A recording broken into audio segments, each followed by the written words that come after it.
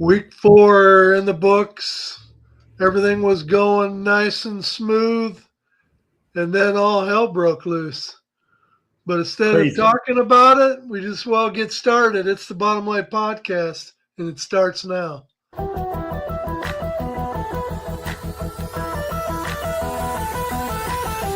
that's the bottom line.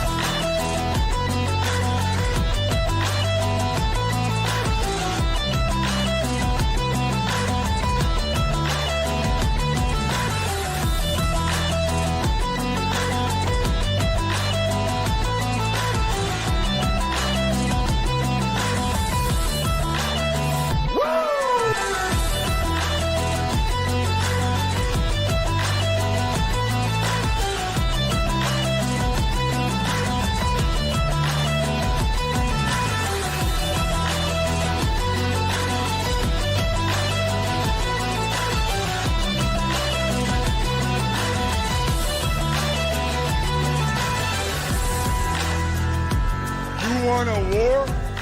You're going to get one.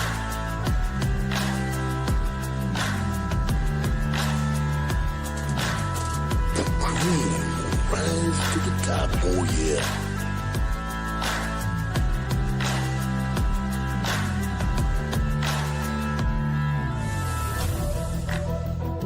Now you want to get nuts? Come on, let's get nuts.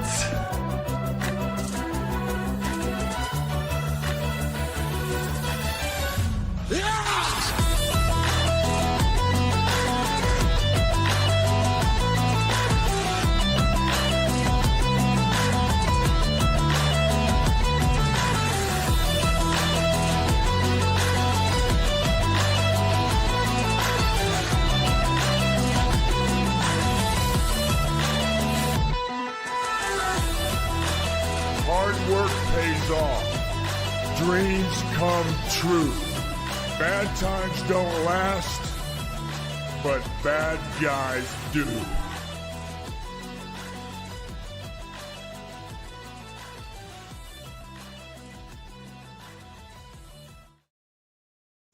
What a wild and crazy week we had. It's already Wednesday. I know, man. Days are flying by, and we're already, week 5 coming up? That's right. I had so much stuff to get prepared for this show that you guys ain't paying me enough. I know that. I tell you what, your check's in the mail. Checks in the mail right along with all those other ones. Really rely on the post office for nothing. Oh, man. Oh, man. Oh, man. Oh, man. So, what do we got to talk about this week? That ain't going on, or should we just shut the show down? I don't know. It's like a quarterback carousel. It's like you take the top 5 ranked quarterbacks in the league and just throw them back in the bag and shuffle them up because a lot of them are in different uniforms right now. The games were, for the most part, pretty good. But what happened after the games this week, that's going to be more interesting than the games themselves. There's some wild stuff that happened. Yeah, it's never I can't remember any year, any week. No. That it's been this crazy. You see a trade from time to time, but never a shuffling of the guard. But players getting dumped, players getting moved, and high-profile players.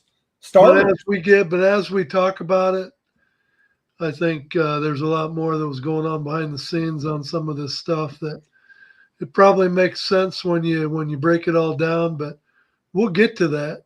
We'll get to that for definitely. But bring on our other cohorts so we can get going here. Hi, other cohorts. How's it going? I just don't know if we've got enough to talk about tonight to fill the hour or whatever. No way. I thought about when I did the preview this morning, I thought, I wonder if I should advertise a 4-hour show tonight just to see. Might not be I enough. think we could probably fill it. I'm not. It's the UFL marathon hour. I mean, nobody brings you the UFL week to week like the bottom line.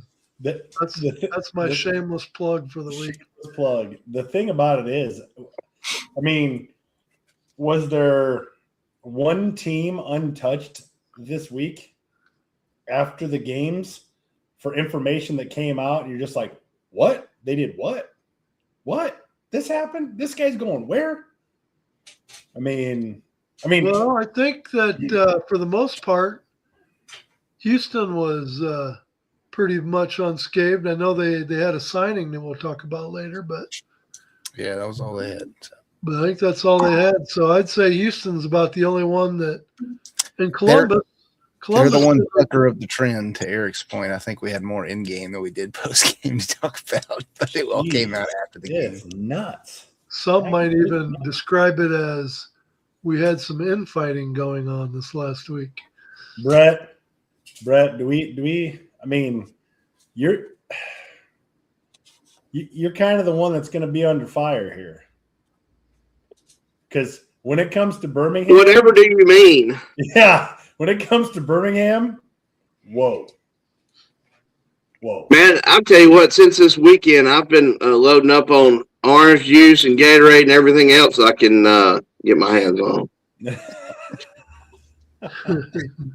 I felt like I already took a beating.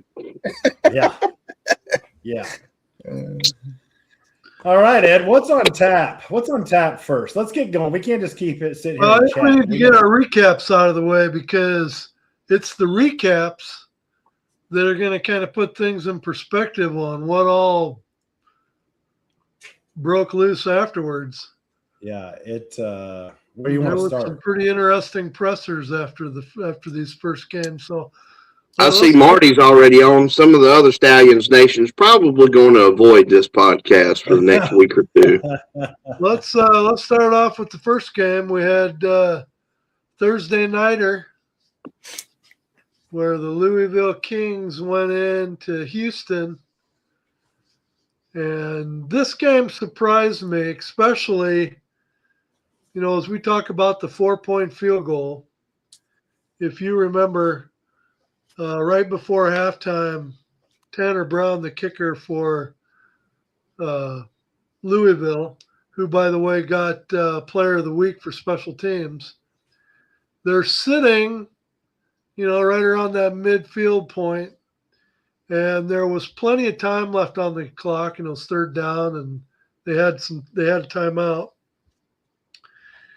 They chose to let the clock run down, and they kicked a 59-yard field goal as time expired, and the ball probably cleared the goalpost by probably a good 7-8 yards. So my question to you guys is, obviously they knew he had that kind of range. With a timeout in your back pocket and sitting one measly yard short of getting the chance to kick a 4-pointer, why would you not hike the ball, take a step back, kneel, call your timeout, and kick a 60-yarder instead of a 59-yarder? Is that allowed? Will that be allowed? I was reading into the rules when they announced it that they're not allowed to do that. So, they're not? I don't believe so. As far as I know, unless it's changed, they're not. I know that the announcers for the game sure didn't know the rules, because the one announcer said to the other, "Why don't the guy just back up another yard when he sets the ball, so it's a 60-yarder and not a 59-yarder?" And I thought, probably as an announcer of the game, you should probably know the rules. Yeah. Well, I knew that they couldn't do that. I knew it had to give them 7 yards from the line of scrimmage. That's it. But I noticed that when they said that, and I was like, they seriously have an announcer on these games that just made that comment. Instead of setting up at 7 yards, why don't they move the ball back and kick a 60-yarder? I'm like, you can't do that. It's not the first time they've missed the mark in terms of rules. No. You got to cut them a little slack because they're probably getting Study this 48 hours before your game assignment, boys. Congrats or whatever. Yeah. Shot once. Oh my god! When he said that, I'm like, dude, no. He's a fresh fish. Yeah. To the Apparently. UFL. Seen at least. Damn greenhorn on Friday night. But I mean, this probably was our most evenly matched game of the week. When you look at time of possession, Louisville, had the time of possession. Houston had more yards. Louisville ran more plays. Houston had more yards per play. It was kind of not one team dominated one side or the other. And there wasn't a tremendous amount of mistakes. It really was a well-played football game that just, of course, it goes into overtime. So it allows KJ to cover the spread, even though he chose Houston. I literally knew this was how this game was going to end. I mean, I hate to say it. Like, I'm not an oracle. I don't predict the future, but I literally foresaw like this is going to be a field goal game. So I was like, what was it? 3.5 or whatever. I was like, I'll take that every day. Cause even if my team loses, I'm winning this bet. Like it was a give me. He says that now, boys. That's what he says. I literally thought that. Here he is talking like he's some swami. Yeah. Don't hate the player, hate the game. You picked this battle, Eric, so you can sit in it. Oh, I'm not.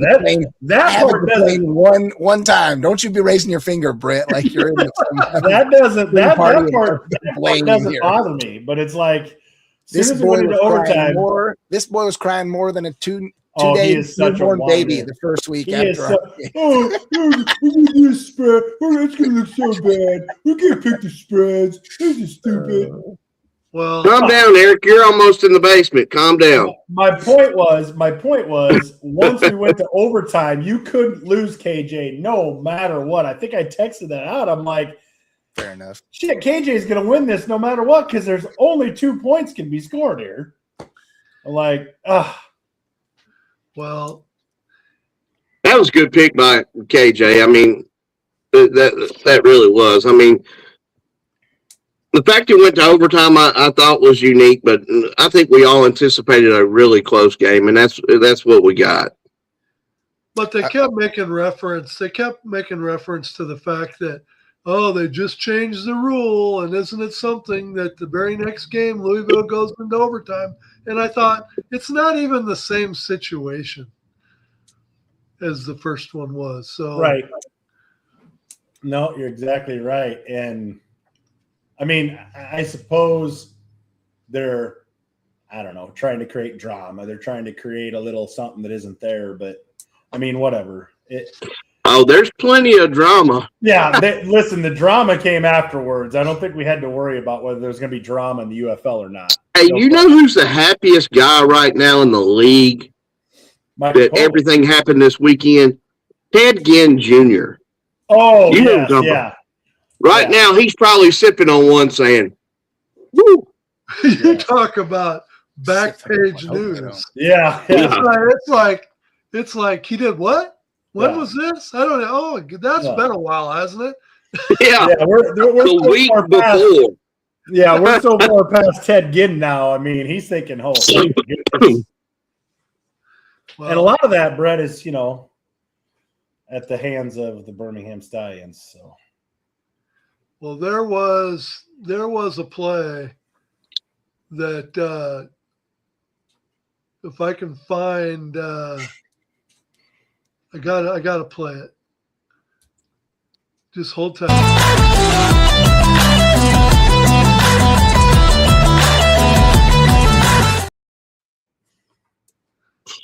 I had to play that because I haven't done my game changer very often, if at all, this year. But there was a play in that game that we just will talk about now because it's going to come up later. When is the last time you have ever seen a quarterback roll out of the pocket, head to the goal line, get to the one, and go into a slide? I don't know who it was that made the comment on X. It was the most bizarre like effort to What? defend the guy that I've ever seen in my Oh life. my God. When he did that, I stood up, put my arms in the air, looked at the TV and went, what the hell was that? If And Mama Bear's like, what? Well, what's the matter? And I said,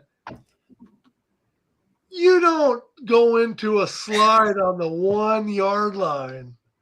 And so to me, that sealed his fate right there, because at that point I'm saying he's lost the locker room. He's lost the coach. You're telling me that a quarterback that could have dove one way, left or right, into the end zone for a touchdown slides feet first at the 1 yard line? It wasn't even a good slide. That was half the problem too. Like, it made Tua's first roughing the passer penalty or concussion protocol that he drew. What was it, last season or the one before? Look like a swan dive with grace, because I mean, I think he hesitated or second guessed himself probably 5 times in the span of 3 seconds. It was ridiculous. This is exactly what happened on our text thread. Brett, what I miss? I'm headed home. My reply was, effing slide a yard short when he could have the touchdown. I mean,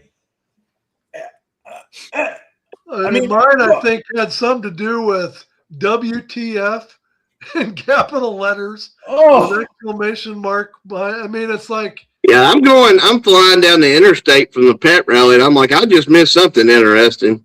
I was honestly mad for Kings fans. Like, I would have been just as PO'd. I mean, I was PO'd watching it, you know. So then I go to the post-game presser after the game, and who comes walking in? Coach Redmond and Jason Mean, and I'm like, why would you let him? Oh my God, this is gonna get good. And you could tell he wanted no part of that conference.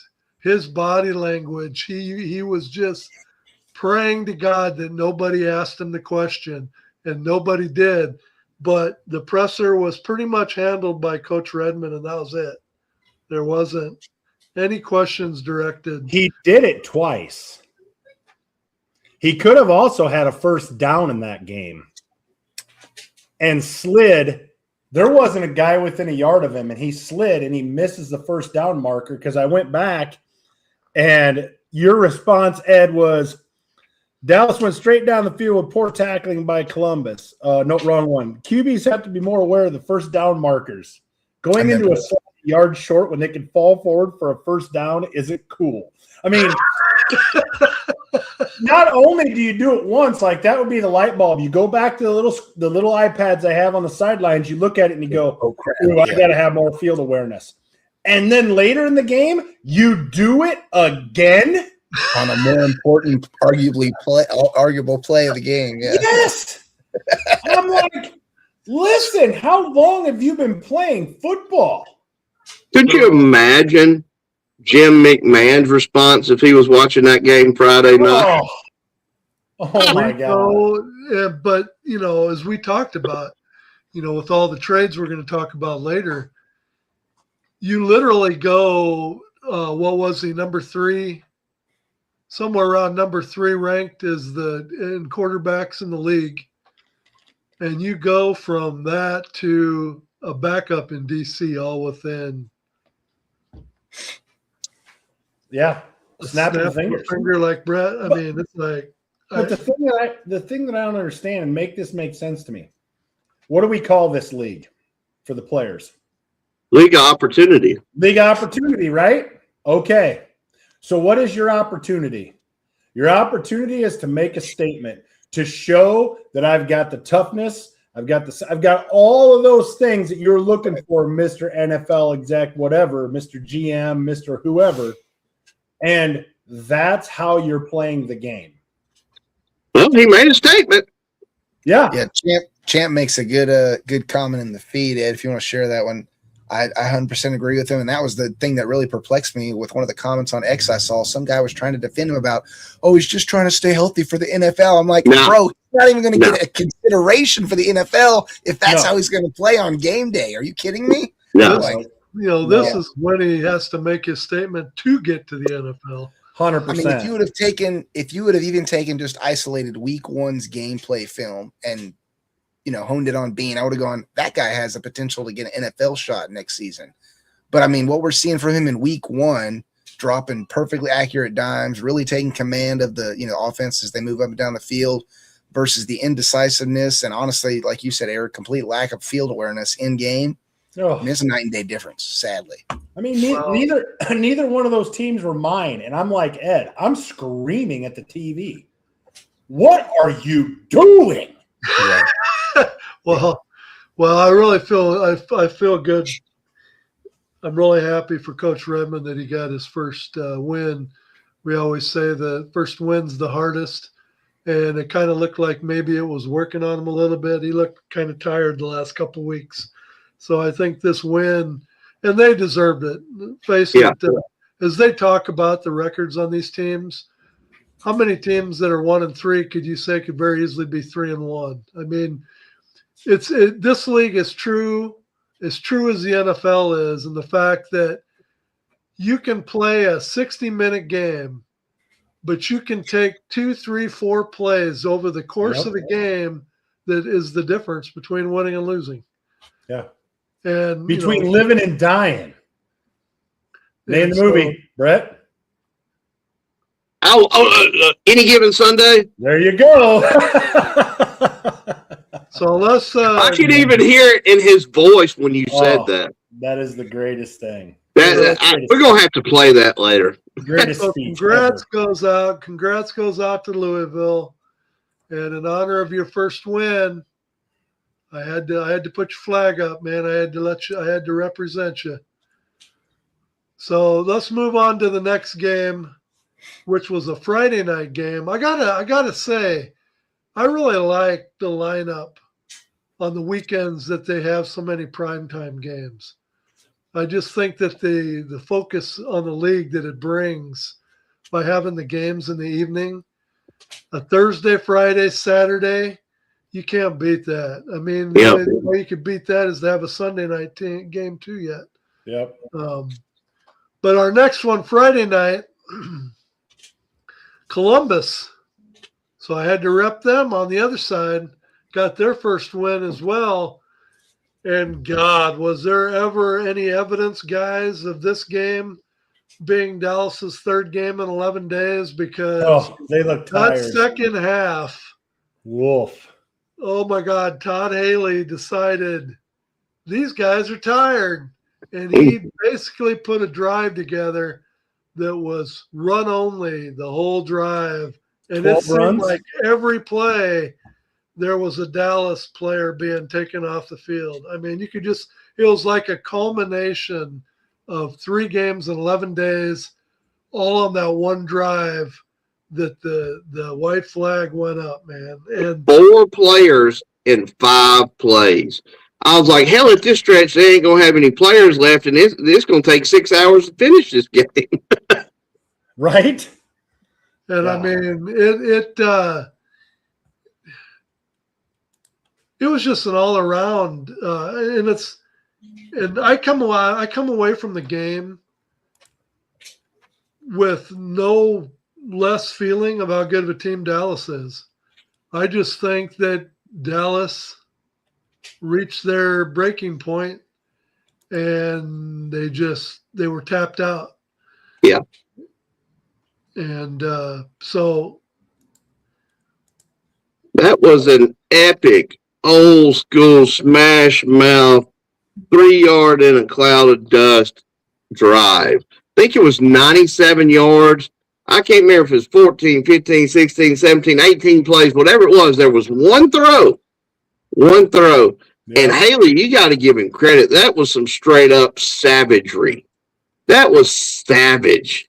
Talk about a shark smelling blood, like Ed said. Talk about going for the throat. Yeah, and then in this game too, there was another example. McClendon went into a foot first slide, a yard short, and it was the very next night after what happened Thursday night. And I'm like, that's when I sent Eric that text. It's like these quarterbacks got to have awareness on the field of where they're at when they're going into these slides. It just kills me. This head, and it doesn't matter whether it's the UFL or NFL, either one. The foot first slide just drives me nuts.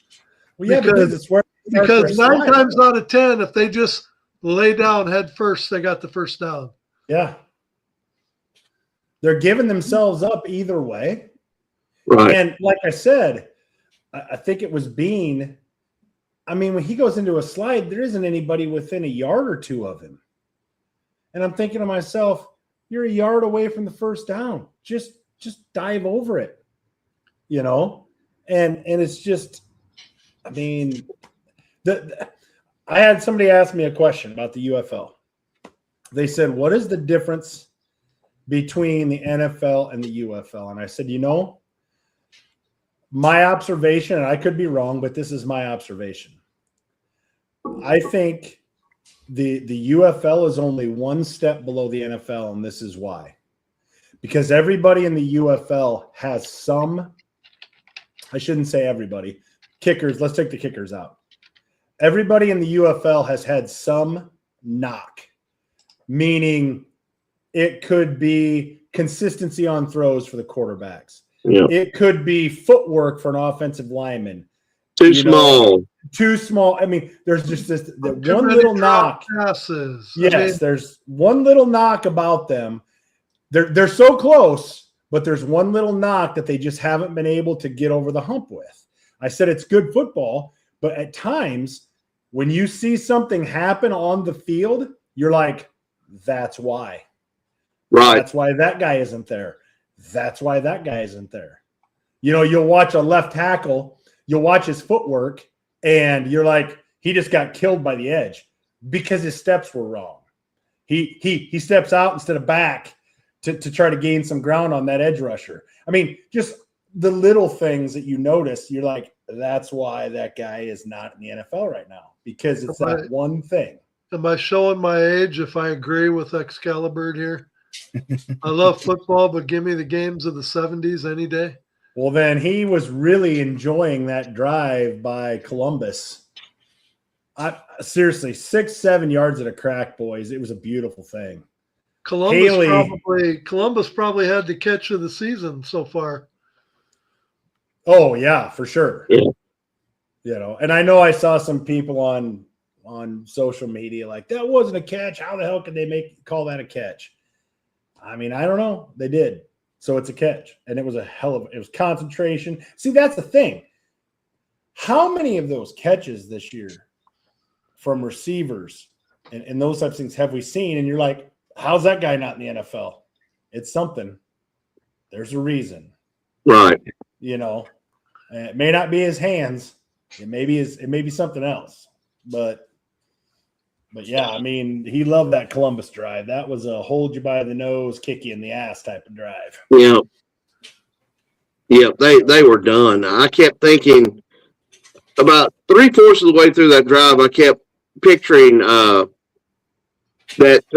the trainer, in Rocky 4. Yeah. Yes. I kept thinking of that guy like every other play. I'm like, throw the damn towel. Or cooked, man. If he dies, he dies. He dies.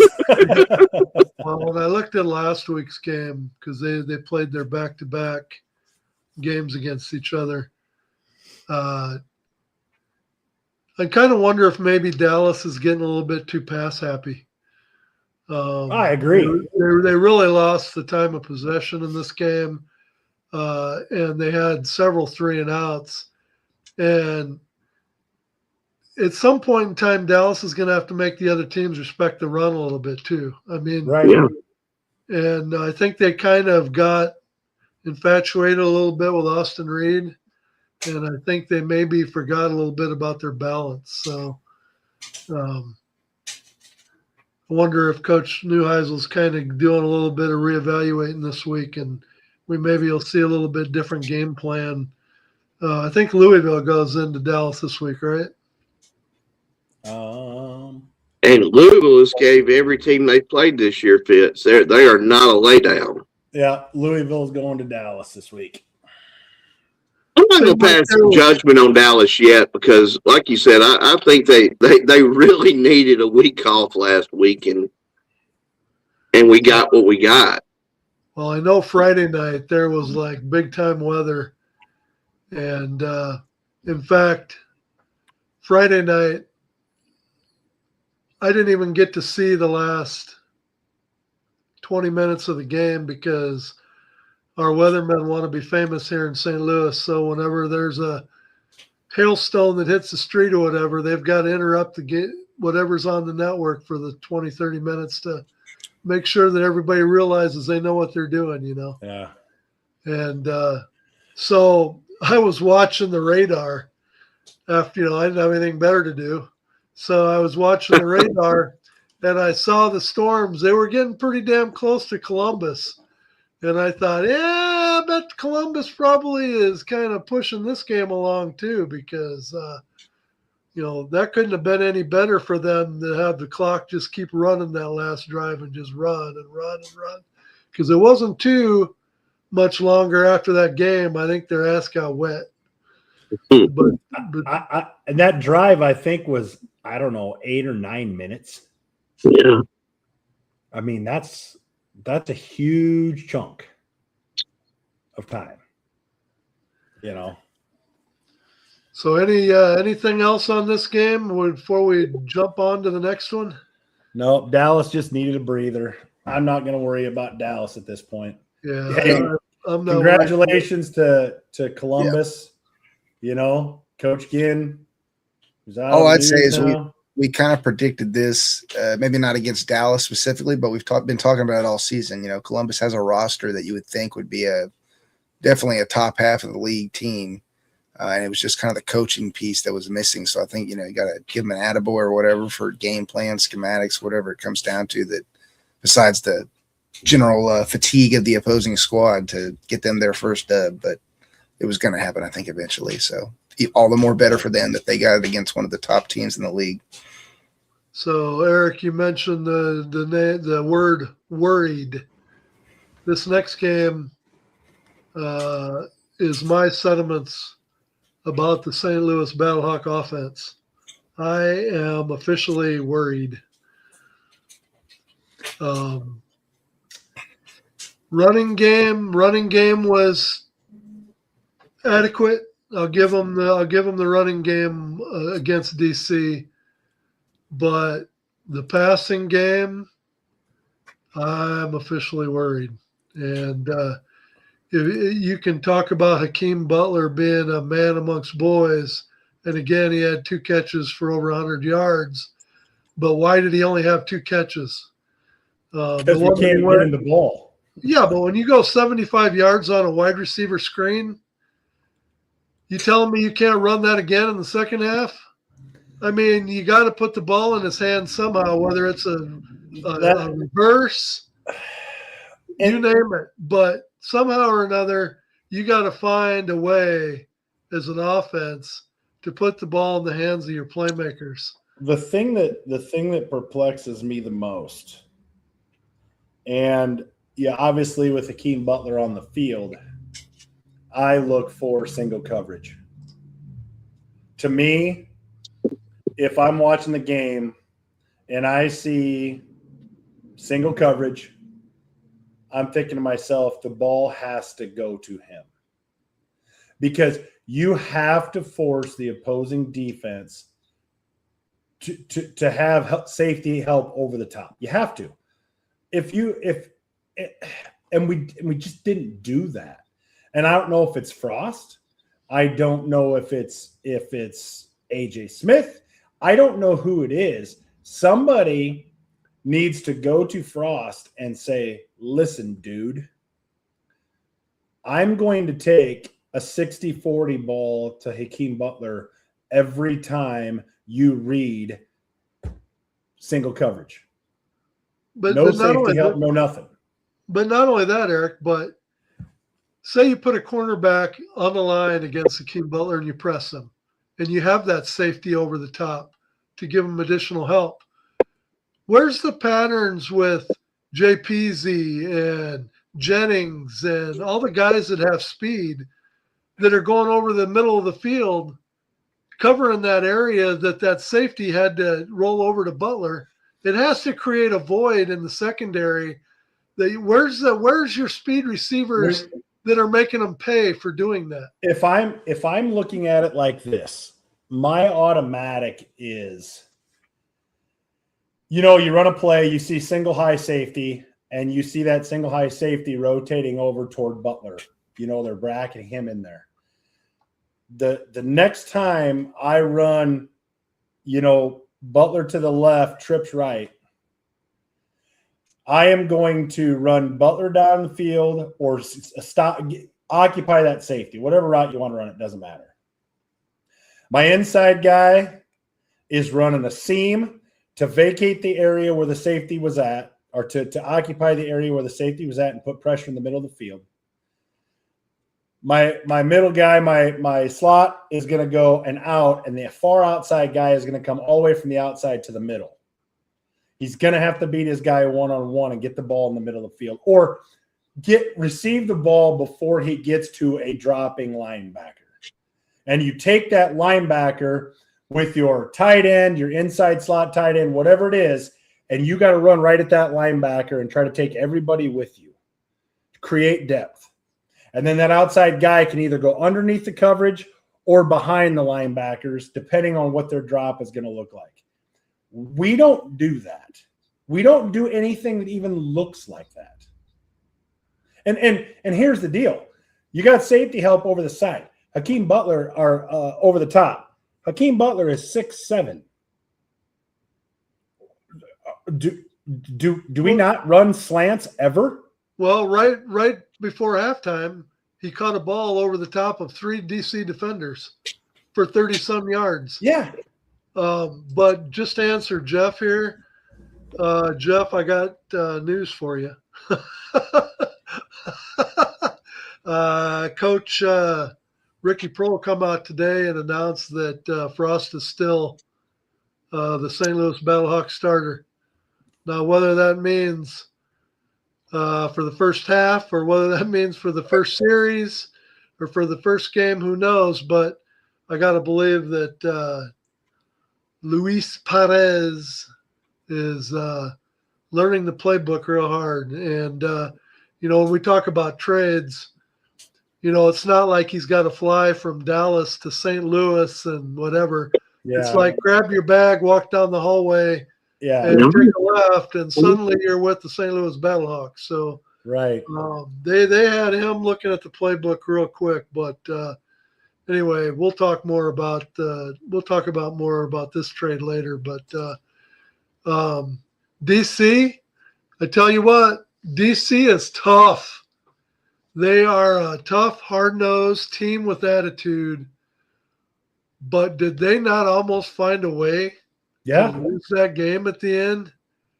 Oh, my God. I mean yeah. The way that game ended up at the end, I was like, St. Louis can literally steal this game and get out of Dodge. Yep. The biggest thing that I noticed, Ed, is, did we not talk about this? Did we not say this last week? It would have been something for St. Louis to go into DC and win a game. I don't think any of us disagreed with that by our picks. I don't think, except for Ed. But when you look at Frost's completion percentage, at one point in the game, it was 27%. The fact that we were even in that game is an absolute freaking miracle. A miracle. So I guess, am I disappointed that St. Louis lost the game? Yeah. But I can point to so many areas where it's just like, man, we weren't good here. We weren't good here. We were terrible on 3rd and long defensively. Oh my God. How many 3rd 8+ did DC convert for a first down, either through the air or, Jordan's legs, whatever, like missed tackle and then Tamu runs for 14 yards and it was like 3rd and 12. I mean, so I look at all those things and I think to myself, all of those things are correctable. And we still, by some act of the Almighty, could have snuck that game out.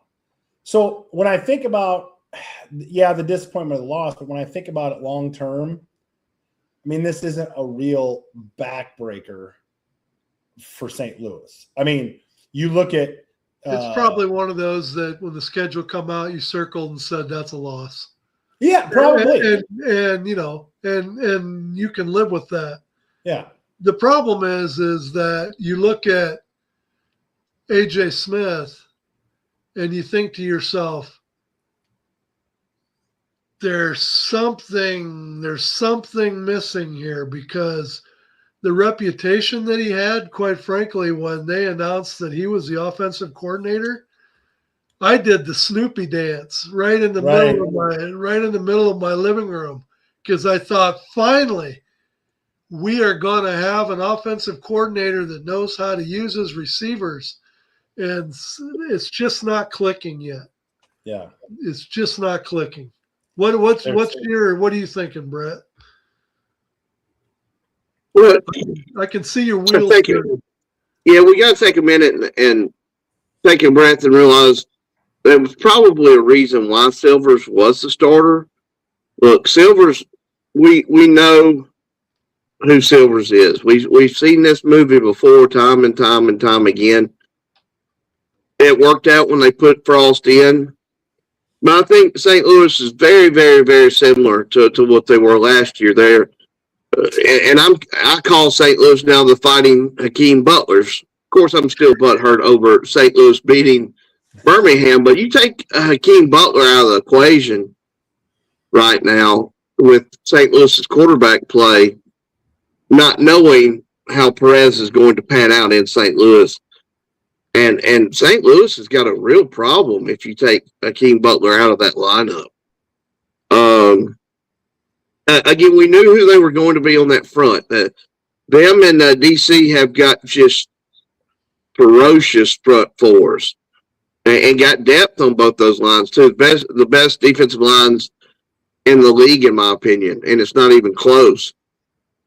But again, it's very similar to St. Louis last year, but now they're kind of struggling to even run the ball.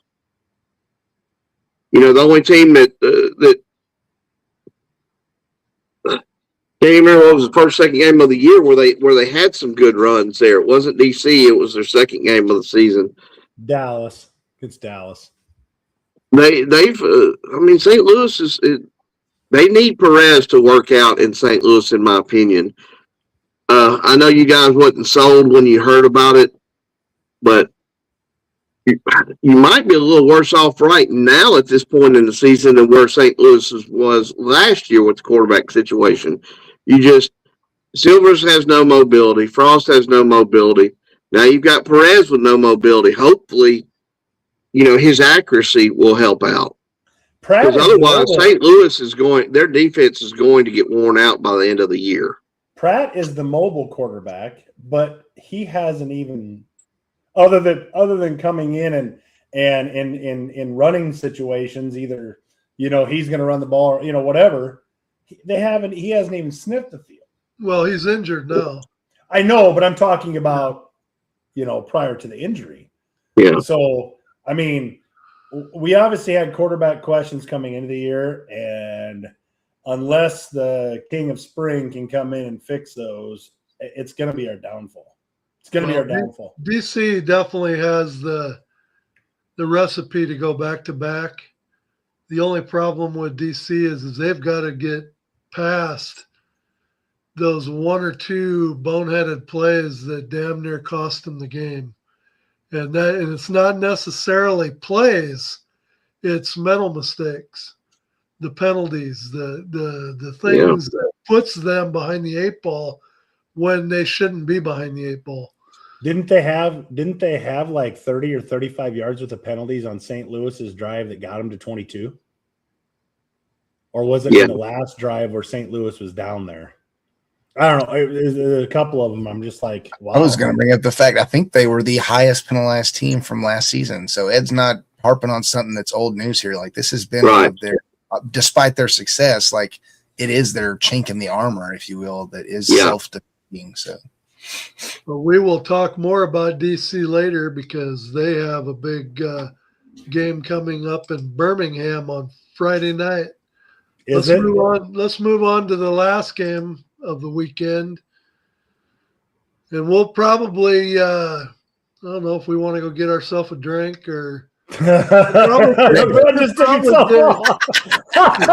probably get a shot glass ready because we might hear Nick Saban about 15 times coming up here. But let's just kind of give Brett the floor because I know he was credentialed in that game. So he got to see raw emotions at the post-game presser too. Let me get comfortable, Brett. All right, go ahead, buddy. Man, it was a neat environment. We got I got there pretty early where I could hang out and hang out with some of the friends and Marty and watch the end of the St. Louis DC game. And you guys were right on. I thought DC had done gave that game away, but man, it was a really good crowd. Some late arriving folks, but other than the first game when Birmingham came back in, I guess it was 2022, it was the biggest crowd there. I guess surpassing the second biggest crowd when AJ had brought St. Louis in a couple of years ago. And I'm going to be honest with you, in 5 years of the Stallions being back, it was by far our worst game, especially at home. And the worst part about it is, we all have our teams, our favorite teams. KJ's Houston, I'm Birmingham, you guys are St. Louis, but ultimately we all want the league to be successful, and we fight and hope that will be the case so we can be talking about this league for years and years and years to come. But it was very unfortunate with the play that Birmingham displayed Saturday at Protective Stadium, especially offensively. It was very disheartening. I have heard that stadium when there's 8, 9, 10, 11, 12, 13,000 people in it a hell of a lot louder than what I heard Saturday. Our offense gave us little to nothing to cheer about. And, I got a couple questions in with AJ in the post-game presser. He wasn't exactly all smiles, and I knew it was going to be interesting when he comes into the room without a player with him. So I knew that was kind of an uh-oh moment from the get-go. I got to give Orlando credit. Again, we're very familiar with Beck's teams. They're very physical. They're fundamentally sound. They typically don't beat themselves. Birmingham, as bad as they played offensively, there was 2 or 3 spots there. They threw a touchdown out of bounds. They missed a field goal. A couple of other things there that they were absolutely in that game because of the defense. And that's why AJ literally said post-game he couldn't say anything negative about the defense. We're still struggling to get off the field on 3rd and long. But ultimately, and I posted a video today and posted it in the Birmingham Stallions group. We got almost 13,000 members in there, just begging for them to calm down and show up to Protective Stadium Friday night and support the team. Look, they've been in the playoffs 4 years in a row, first 4 years, won a championship first 3 years. We've had some really fun times at that stadium. And I know there's people are not happy with AJ. They're not happy with the first-year coach, never coached before. And we're all flustered, but like I said, I see some comments on Facebook and X, and I just can't help myself. They've been so bad this year, I can't even bear to watch them. I was like, they were 1-2 before Saturday. and they lost those 2 games by combined 6 points. I'm like, you don't talk about a spoiled ass fan base, just a bunch of spoiled brats. And it's very disheartening. But I think the large core of us will be out there Friday night. And that being said, it was really bad timing for the league and for the potential for higher attendances moving forward, because they really offensively laid an egg Saturday. And I hate it, not just it was my team. You know, like when Louisville lost their first game at home, Columbus lost their first game at home. I think when we're looking at it from a league perspective, we're kind of like Mike Rapoli. We're all trying and hoping that those home teams pull out those victories so they can continue to grow those fan bases and get higher attendances in games moving forward. But it was offensively, it was a shit show, and it was a shit show in the stands at times too. It got vocal, and maybe somebody like myself might have hid my press credentials and got a little boisterous myself. Maybe I did, maybe I didn't. But you know, we still know that Birmingham's got a lot of talent. We don't have the pass rush defensively we need. I've said that 1,000 times this year already. But it's still, I still feel okay about the defense, because our offense is I mean, at some point our defense is just going, you know, you've seen it before, you know, with Bears fans, Vikings fans. We've seen it before with our team. At some point, defense is just going to say, you know what, screw this shit. I'm tired of going out there and trying to keep you guys in the game when you continually go 3 and out. So Friday night is going to be wild and woolly. And what I mean by that is, if things don't change, it's going to get wilder and woolier. And if things do change, we're going to have a heck of a lot to talk about next week. And talent-wise, they've got the potential, but they are playing the head honcho in charge right now. Now, yeah, I'm praying for a couple turnovers Friday night and a lot of those penalties that DC's known for. But if DC plays a clean game, I think we can all agree they're probably the best team in the league right now. All I can think about when I was watching that game was a meme I've seen, I don't know, a couple hundred times in my life. Was a stick figure guy with a stick, and he's poking the Stallions. Do something. Do something. I couldn't believe this. I'm like, it's your first home game. One of the biggest crowds you guys have had in years.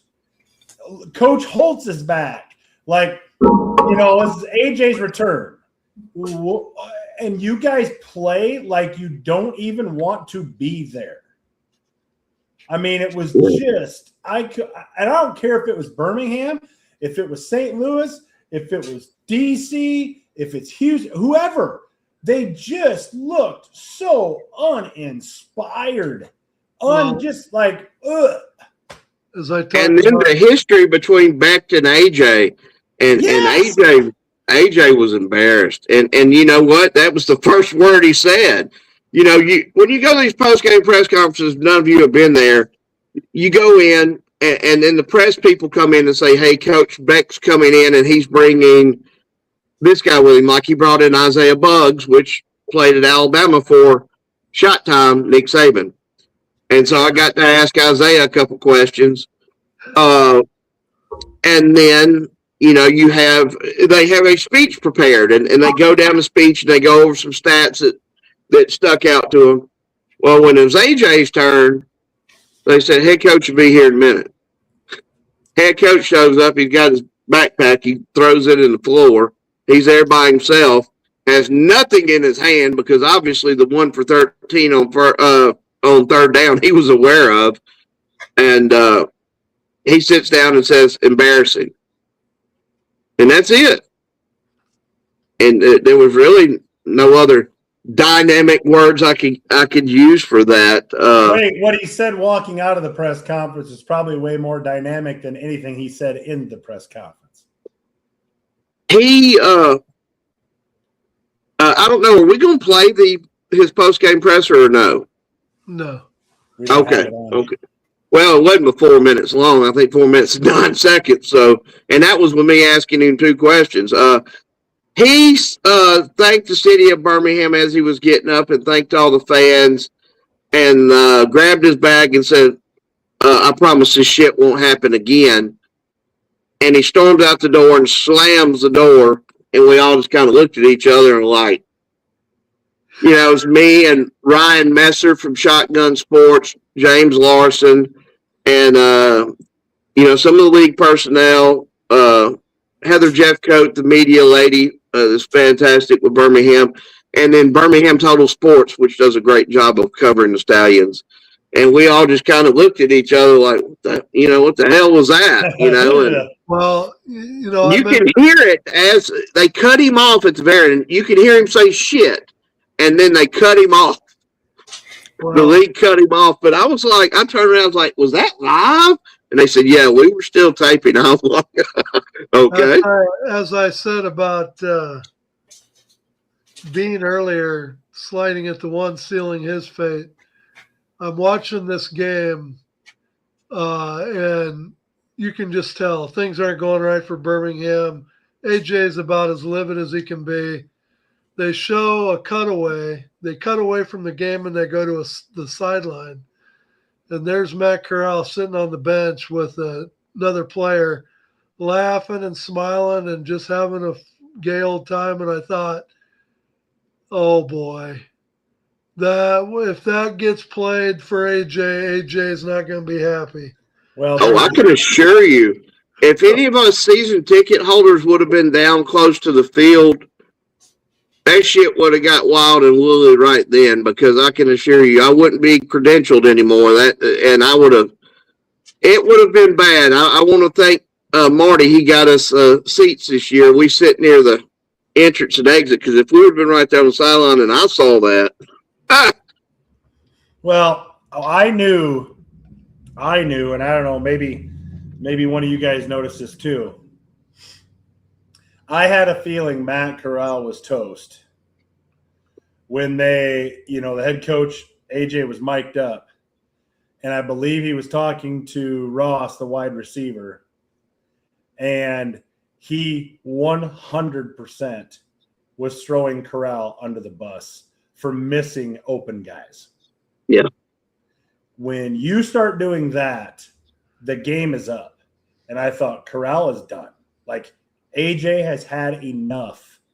The crowd had enough, and basically he didn't have much of a choice. And if you go and look at the question I asked him, which y'all can pull it up on YouTube, I asked him about the first down play calling. And AJ cut me off real quick and said, well, there's still people open. And the quarterbacks missed them. And I brought up the concern a lot of Stallions fans have with the offensive play calling, especially on first down, which is been a very flustering thing for us, the first 4 games this season. I mean, we're sitting there making bets with each other on what play is going to be called on first down, and we're all betting the same way, and 9 times out of 10, we're right. So you might have open receivers, but when you're 2nd and 10 or 2nd and 12, you're behind the sticks after every first down. That does put your offense in a tough situation. And I hope AJ looks at some of the play calling moving forward. I even asked AJ if he was considering calling plays moving forward or changing offensive coordinators. Yeah, and everything's on the table, didn't he? Yeah, everything's on the table, so we'll see. Well, if you remember last year, Brett, when Skip Holtz was the head coach, I said to you a couple times, Skip Holtz is a very hands-on head coach. So right. when the quarterbacks would come off the field, he would start right in on them, what they were doing wrong, what they could have done better, what they saw, what did you see, what you should. I mean, he was. After a while, I told Brett, I said, I think maybe he weighs on the quarterback over time, and the quarterback maybe loses confidence. Well, when I watched the Birmingham games this year, it looks like Matt Corral was getting that same talking to by AJ every time he come off the field about you're missing open receivers, you're not throwing the seam. I mean, throw the seam. Throw the seam. The seam they're wide open. Why aren't you throwing the seam? And it's like, well, that's not a surprise though, considering AJ is a lifetime quarterback. So we knew the one similarity he would have with Skip is he was going to be very, very, very hands-on with the quarterbacks. And, I'm the first one that if I think somebody's doing something wrong, I will mention it, no matter whether it's AJ or anyone. What I've noticed with Matt, because he's been in and out with Birmingham, 3 years now, Matt can make some throws, and you're like, but once he gets sideways upstairs, it unravels on him. And you can see it. It's like a kicker. Like Scott Norwood before that kick in the Super Bowl, you seen his eyes, you knew he was in trouble. When you see that look in Matt's eyes, you're like, oh, hell. Because he can't, it's like a deer in headlights. He cannot overcome it. And it just really goes from bad to worse. And then with him, I'm sure AJ heard and saw that he was over there laughing or cutting up on the sideline. And AJ's back home for his first game, real big crowd.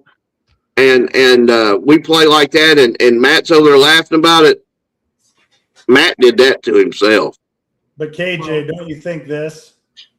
If you're my quarterback, and every time you come off the field, I look at you and I say, KJ, we had an open guy in the seam. Throw the seam. KJ, take the slant. He was open. Okay. Are they looking at it like, do they treat it like Steve Spurrier, why Florida quarterbacks never made it in the NFL? That when they design a play, the throw has to go there, and that's where the quarterback's first read should go, and he's missing it? I mean, how do you look at it, KJ? How do you look at that? I didn't get to see most of that or much of any of that game at the end of the weekend, but I will say this. This is something I picked up on. I think it was week 2 when they were playing us in Houston. I thought, at least from the clips I saw of them then, he was doing a great job because in the opposite way, I'll echo kind of what Brett was touching on. I felt like he was very Skip Holtz in nature. The one that sticks out in my head is the one play in which he threw the pick. I think it was the first half of the game against Houston. And the minute he came off the field, it wasn't like AJ blowing up at him or going, what the hell are you doing? Like it was, hey, he talked through it very calmly, coached it through him, patted him on the backs, like just go out there next series. You know how to play this game. Da, da, da. I forgot what he said. But it wasn't, it wasn't hard-fisted or anything like that, in my opinion. But I can understand, to your point, it's like if every time you make a mistake, you're coming off the field, and that's the first words out of your coach's mouth, it definitely doesn't help you rebound confidence-wise mentally. Well, you've got to be that guy that can handle it. Think about this. If every time we did this show, and I would say to Ed, you're bad at this, you're bad at that, you're bad at this, you're bad at that. Right. You do. You got to correct this. You got to correct that. You got to do this. You got to do that. He's going to be thinking about the things that instead of just doing it, he's going to be thinking about it. I don't know my struggles behind the scenes with you. We talk about them. I don't know Matt Corral's like disposition as an athlete, but I think of guys like, and this is going to be a very, what do they call it?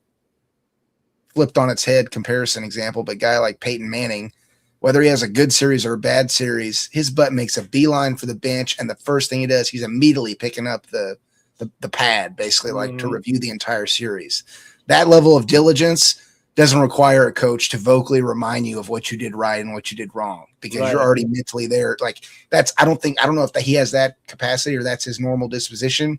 But what I will say, to recycle Brett's point from quoting Brandon Silvers, I think we've seen this rodeo before with Matt Corral, because he too, as great as he is, and I'm not going to say he's not a great quarterback, he has a ceiling. And when the armor is when the chink in the armor is exposed, it's easy to capitalize on it, especially if you're the opposing team.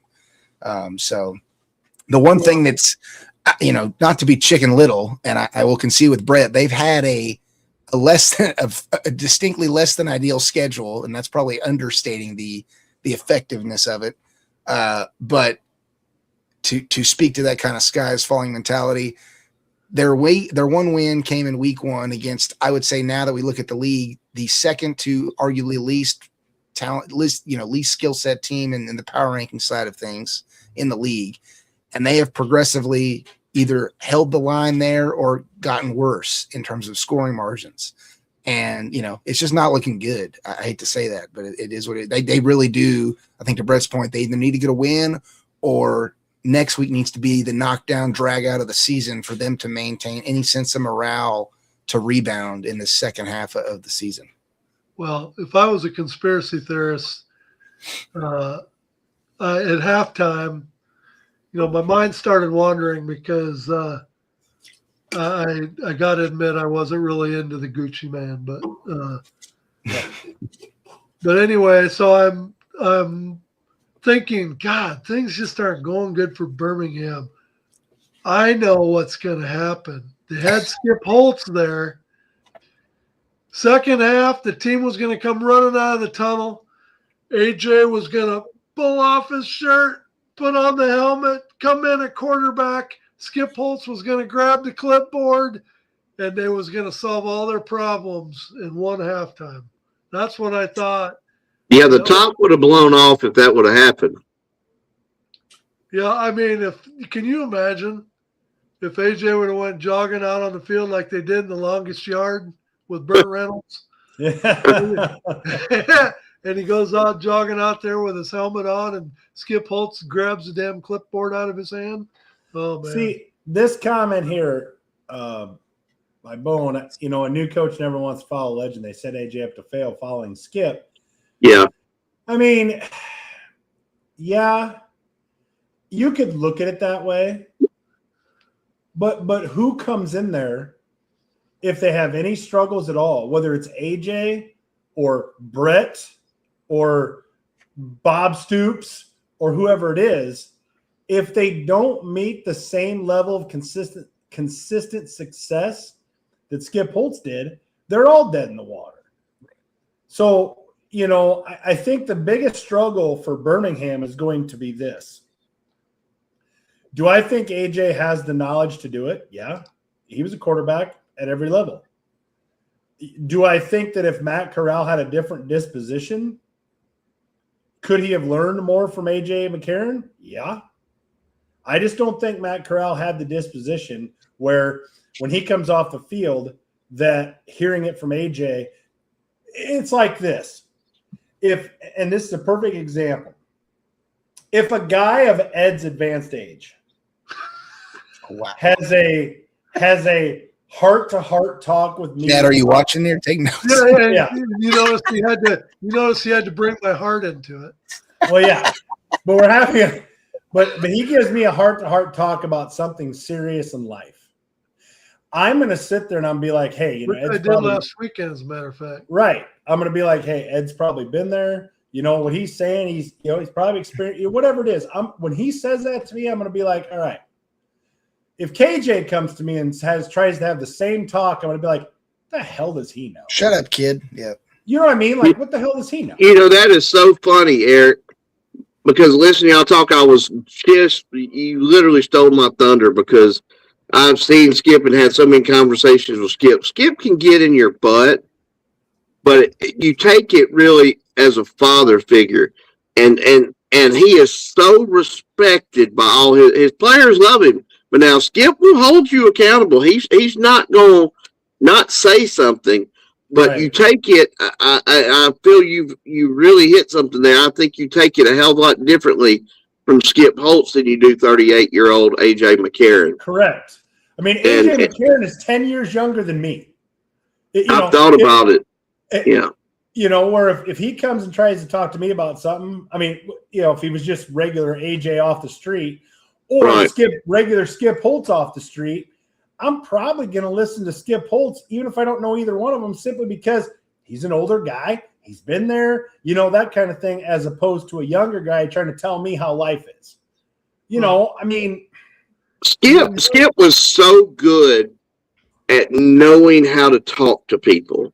I remember when I asked him a couple hard questions last year, and I waited for him to come back out in the hallway, and I went up to him because I love Coach Holtz, and I started apologizing to him. His face was all red.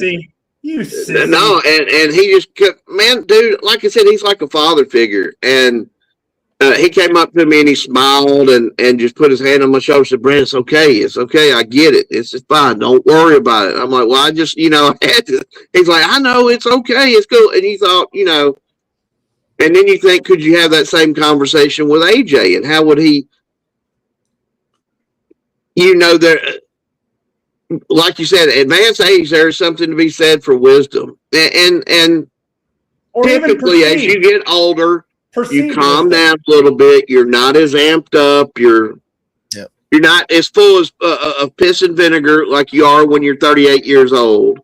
Well, I tell you what, guys, we're gonna go to midnight because we still got to go through week 4 leaders. We got the power rankings. We've got the trades we haven't even talked about. We got free agent signings, and so we got to get this ball rolling. So let's take a quick break and hear from Wild Sun. When we come back, we'll get into the week 4 leaders. We'll be right back.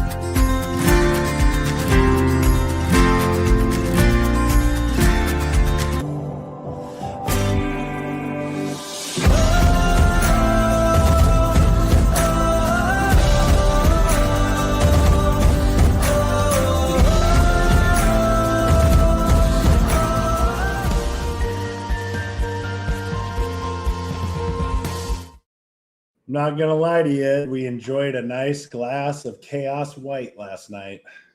You did. So choice. I just gotta get you dried up a little bit. That's the problem. You gotta get away from that. So let's do some real quick hitters here so we can keep the ball rolling. Standings after week 4. Orlando Storms top of the heap, still at 4-0 undefeated. We got St. Louis coming to town this Saturday night. DC and Dallas both at 3-1. St. Louis 2-2. That's where the line's drawn. Followed by 4 teams, all at 1-3. But all 4 of those teams are only one single game out of that 4th playoff spot. So we haven't even begun to decide who the playoff teams are. So we still got a long season to go. So let's go into leaders. We'll start on defense this week since we did offense last week. Tackles. Got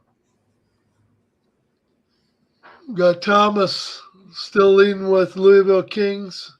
Got 2 Louisville Kings in the top 5.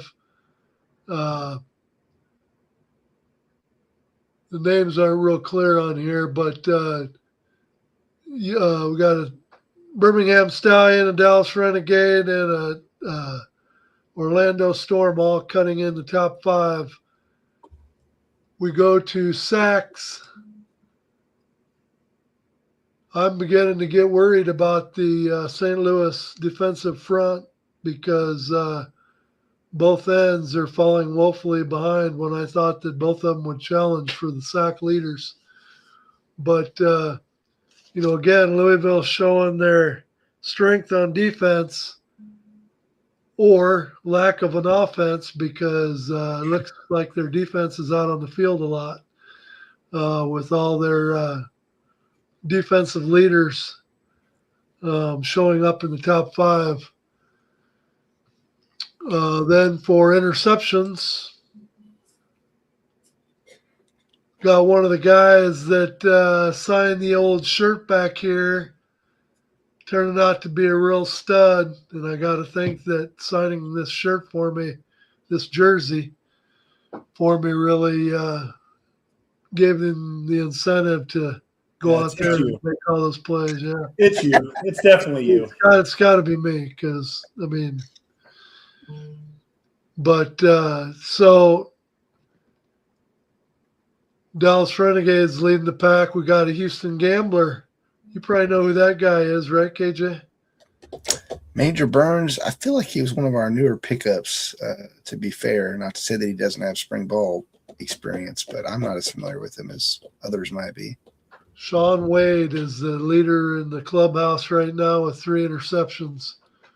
Let's move to the passing leaders. And boy, is there going to be change of jerseys on this sheet. We've got Jason Bean. They noticed they put a new team at the bottom, but they still have the old jersey yet. Matt Corral's the same way. He's with the Storm now, but not very often you see players that are in the top 5 in performance so far this year that are finding new teams. But Justin Reed is leading the pack. Austin Reed, excuse me. Are you having trouble seeing these? I am. They're kind of too much for these old eyes to be picking up. So, well, Jack, I'll do it for you since I can read them. Austin Reed with the Renegades, obviously he's had a phenomenal season throwing the football, but as you mentioned earlier, Ed, that they might be getting a little pass happy in Dallas. They need to find a running game to kind of balance it out. Jack Plummer, obviously one of those new quarterbacks of the league for the Orlando Storm. Hey, we talked about not being sold on the Storm. They went into Birmingham and took care of business. We may have to start looking at the Storm as being for real. And Jack Plummer is a big reason for that, coming in the 2 slot. Of course, obviously, we'll talk about the trades with Jason Bean and Matt Corral coming at 3 and 4 respectively, and then Jalen McClendon for the Columbus Aviators coming at 5. So, I mean, you're right. It's kind of weird seeing 2 of the passing leaders in the top 5 now with different teams. And so now we move on to receiving. You could take any one of these 5 and ask yourself, are they going to be in the NFL next year?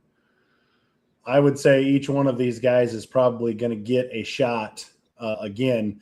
The thing that is amazing to me is Tyler Vaughn's is 79 yards ahead of Hakeem Butler, but I bet he has about 15 to 18 more catches than Hakeem Butler does. I mean, seriously. Hakeem Butler has about 8 catches on the year for 311 yards. I'm not joking. Tyler Vaughns has to have probably 30 catches. And Hakeem Butler literally probably only has about 8 catches. So my question is, get the ball to him. What are we doing? All right. But Elijah Badger and Chris Rowland have been 2 of the key components to that Orlando Storm offense. Obviously, Jack Plummer throwing to those 2, Rowland being the former DC defender. There was a reason that Beck wanted him, and he's making an impact there. And then Mickens from Birmingham coming in the 5 holes. So let's move on to rushing. Howard obviously moved him to the top 5 with his 85-yard performance this week. Deion Jackson the thing about that people have to understand, you know, when you see these rushing numbers, you're like, oh, what's so big about 244? But you know, UFL games compared to and how they're played and some of the rules and things like that, rushing numbers and how many backs they use, rushing numbers are never going to be huge by one back. They're just not. Most teams utilize in every game, you will see 3 backs carry the ball. So, you know, you take those carries out of Deion Jackson's hands and you give them to somebody else. And you know, it's like Howard, you give Latulis carries and so on and so forth. I mean, so these numbers are never going to look, you know, outlandish. But make no mistake, Jackson, Corbin, Yarns, Howard, and Hunter, they're good backs. They're good backs. So let's go right into Brett's Week 5 power rankings. And I'll say Brett's Week 4, we'll say as a result of 4 weeks, but this is really Brett's Week 5 power rankings heading into the weekend. So take it away, Brett. Man, I finally went ahead and bumped Orlando up to number 1.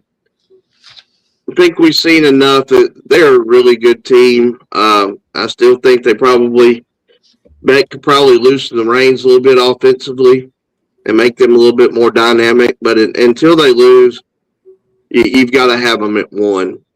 I still am extremely high on DC. Obviously, they lost that first game in St. Louis, but they just continue to take care of business despite, like KJ said, being probably the most headlined penalty whatever, they've been penalized a lot. Get the sock out of your mouth. Heavily penalized. What did you do during your short break? That's what I want to know. I had to smoke a cigarette after talking about the Stallions because I'm not even going to lie. And I was like Matthew McConaughey in that meme. You know. Dallas, tough to penalize them, man, because that was a really tough situation having 3 games like that in a space of how many days was it? 11? 11. Yeah. I'm interested to see how they come back this week. I really am. I'm anxious. St. Louis, you know, again, to me, they're a carbon copy of last year, the Fighting Hakeem Butlers. They've got to get him the ball more. Good defense, bad quarterback play. Let's see what the King of Spring can do in the Lou. I'm proud and happy for Columbus and Louisville both getting their first ever franchise wins. That's big for them, big for their fan bases in the league. Got Houston ahead of Birmingham, and Chris, poor Chris, I like him. We had conversated back and forth on X this week after I posted this. I guess it was yesterday, and he said, well, wouldn't you at least put them ahead of Houston? I said, Chris, Houston beat Birmingham. And he sent back the emoji. I'm like, it is what it is, fellas. Yeah, they could be 3-1, but they're not. They're 1-3, and they deserve that 8th spot. Prove me wrong. Prove me wrong. Prove us wrong.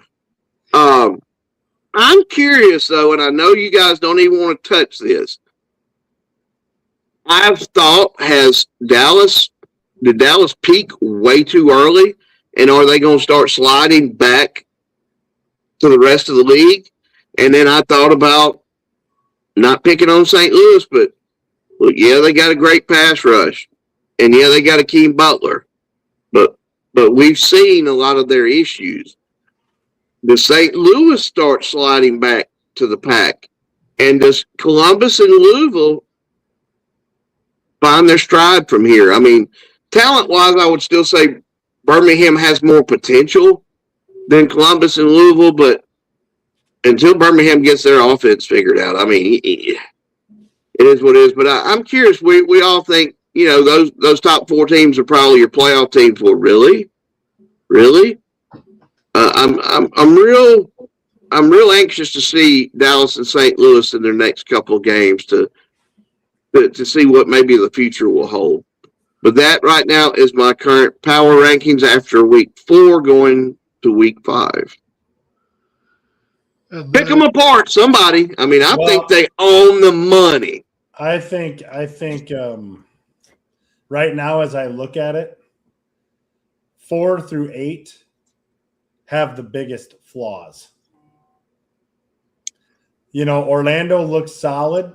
I don't think Orlando is great, but, you know, after going into Birmingham and winning a 16-0 game, they're obviously solid. Right. They remind me so much of a St. Louis Battlehawk coach Beck T. You know, I mean, they're just solid. You know, DC, after that opening week loss to St. Louis, you know, they've put 3 in a row together. So obviously they've gotten stuff back on the tracks. Dallas, I'm not, you know, yeah, the next couple weeks will tell it, but honestly, 3 games in 11 days, I'm not any less higher on Dallas than I was last week. Yeah. But 4 through 8, there's a flaw in every one of those teams at this point.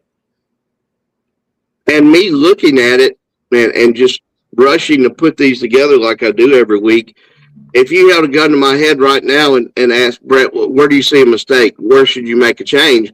I'd probably put Louisville one spot. I would go ahead and flip them in Columbus and put Louisville at 5 and Columbus at 6. But, you know, people could argue either way. KJ, do you like these power rankings? Yeah, I think where they sit's good. I'll agree with Eric in the sense that, like, I mean, you change 1 to 2 attributive things with any of the bottom 4 teams, and these entire win-loss standings through, you know, 4 weeks could be totally different. And I truly mean that. I don't know if I have zero sight time or knowledge base on whoever they're putting in place of being with Louisville. So I kind of question Brett's logic there with flip-flopping those 2. But that would be the only, I guess, critique I would give it. But I think where it sits makes total sense now. I really, for Houston's sake, I hope that Nolan's finger can get fully healed so we don't have to play this Mickey Mouse wishy-wash game with who we have holding the QB position all 4 quarters, because I feel like that game automatically would be different if Nolan would have been able to play the entire game. And I'm assuming that on the conservative end, he was pulled because of that injury getting re-irritated. That's the only logic I can understand with them choosing to put in, you know, the relative of Mr. Dolphins wannabe pro QB.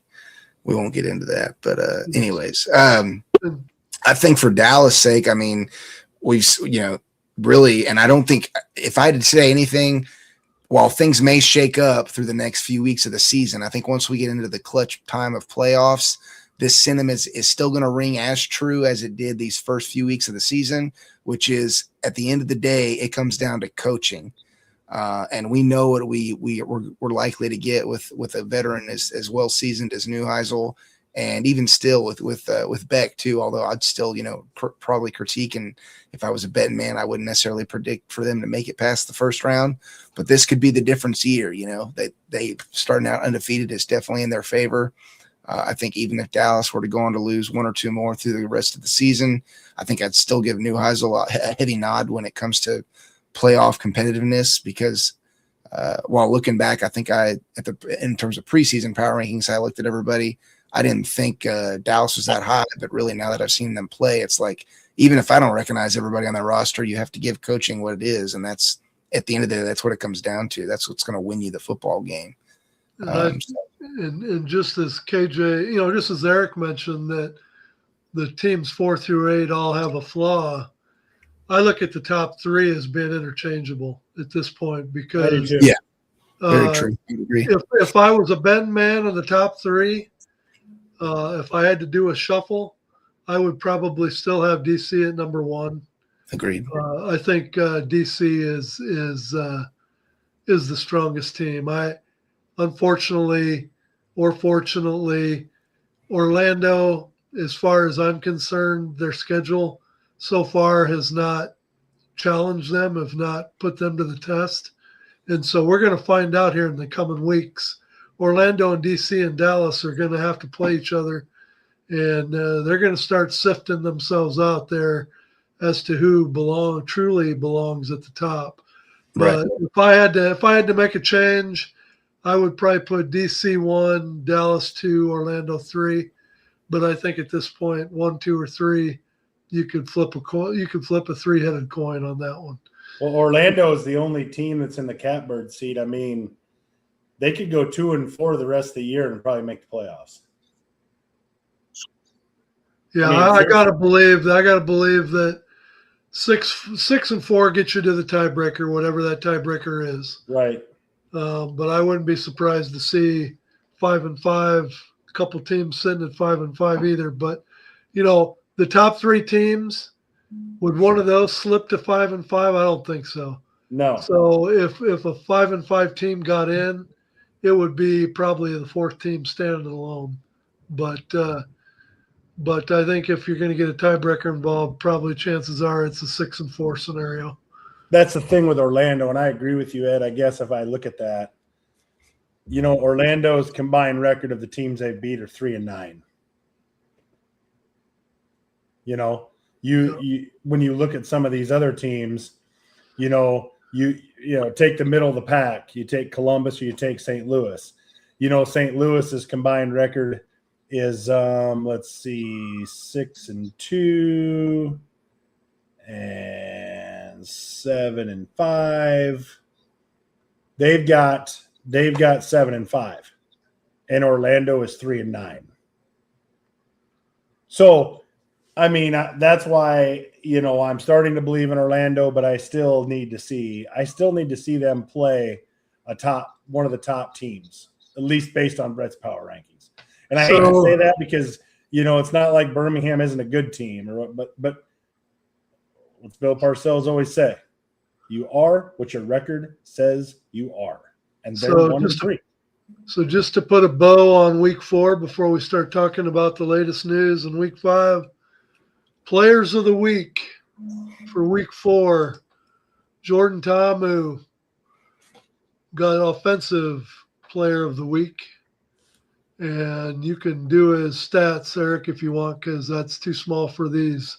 Yeah, he was 22 of 36, 204 passing yards, 2 passing touchdowns, and 11 rushes for 61 yards. Player of the week on defense, Cam Gill. 8 total tackles, 2 sacks, 2 tackles for loss, and 1 forced fumble. And then bringing up the special teams player of the week, Louisville kicker went 5 for 6, Tanner Brown. With the long of 59. I tell you what, and there's several kickers in this league that can boot the ball. Like I say, he could easily made it from 65 in that game on Thursday night. It was unreal. There's at least half the kickers in this league that'll get a shot at an NFL team next year.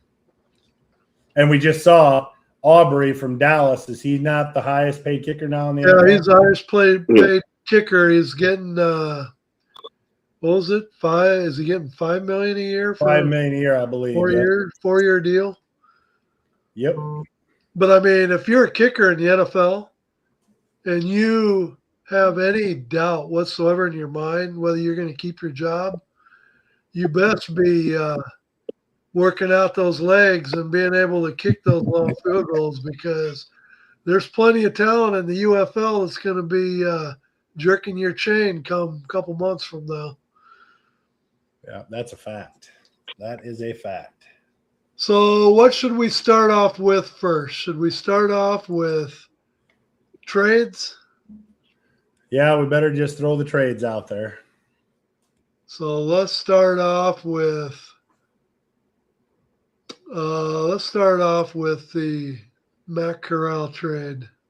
Oh boy. So Brett, why don't you take this, because you probably know the most out of Matt Corral of any of us, but you also know what you're getting, and he's going to be playing for your team. So Yep. Birmingham gave up Corral and Bledsoe, which Bledsoe's a pretty good defensive lineman. That was a good get for for Coach Beckton. It was kind of a need now that Willie Yarberry, which had been with Birmingham for, I think, all 4 seasons, Beck picked him up in the offseason, acquired him, and he tore his bicep, and he's done for the year. So Bledsoe will immediately be a fill-in for Yarberry. And Birmingham gets DTR. Dorian Thompson-Robinson, he's very dynamic, quick release. We shall see. He'll be in the game Friday night. Ayers is Birmingham starter this year was going to be Elsma, or however you pronounce that. Elgersma.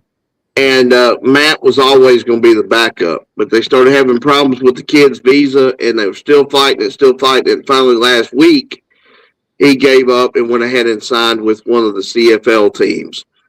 And that really, hurt Birmingham from the standpoint of, well, if Matt's up and down like he always is, we would have had him probably in place of Corral from the very get-go. And then you put Ayers in, which is he's an absolute third stringer in this league. I sit there and watched him miss his last 3 throws Saturday.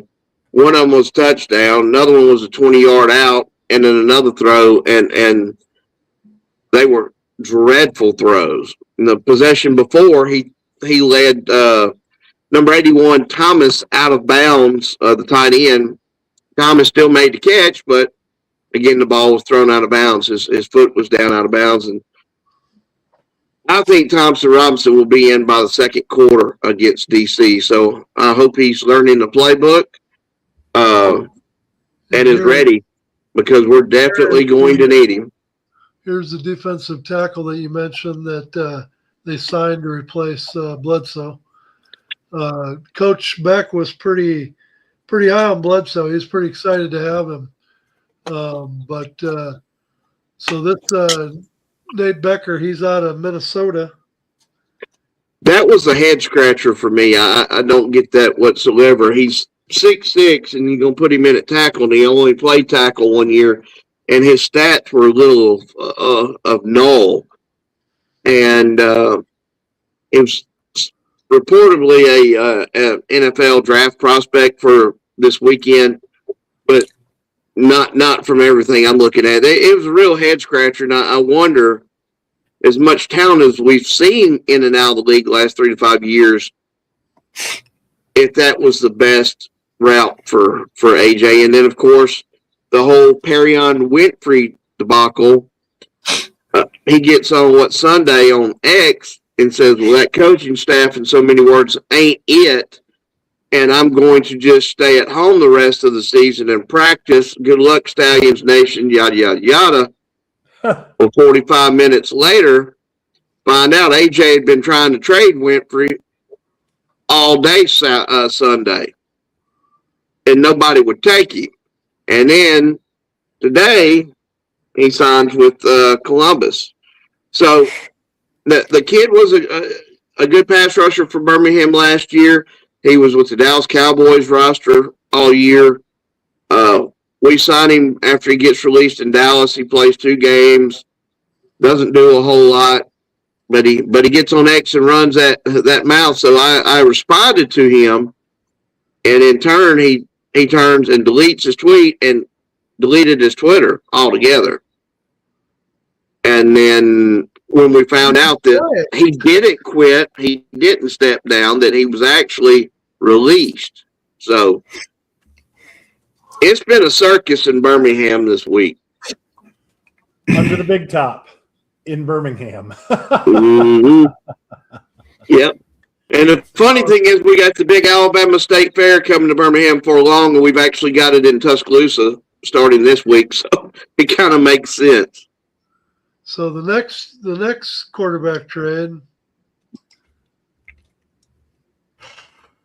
was Jason Bean. And what's interesting about this is he goes from being a starter to a backup behind a guy, Ta'amu, that he really, short of an injury, has no chance.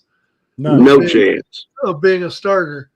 So whether it was the slide at the one, I have a feeling there's a lot more that went into that decision than just that game. There must have been circumstances that were starting to appear leading up to this game that this was kind of the final straw that broke the camel's back. But for Louisville to make a move of this caliber to bring in the backup for DC that is definitely a talented quarterback, but hasn't really gotten to see the field is kind of a head scratcher, wouldn't you say, Eric?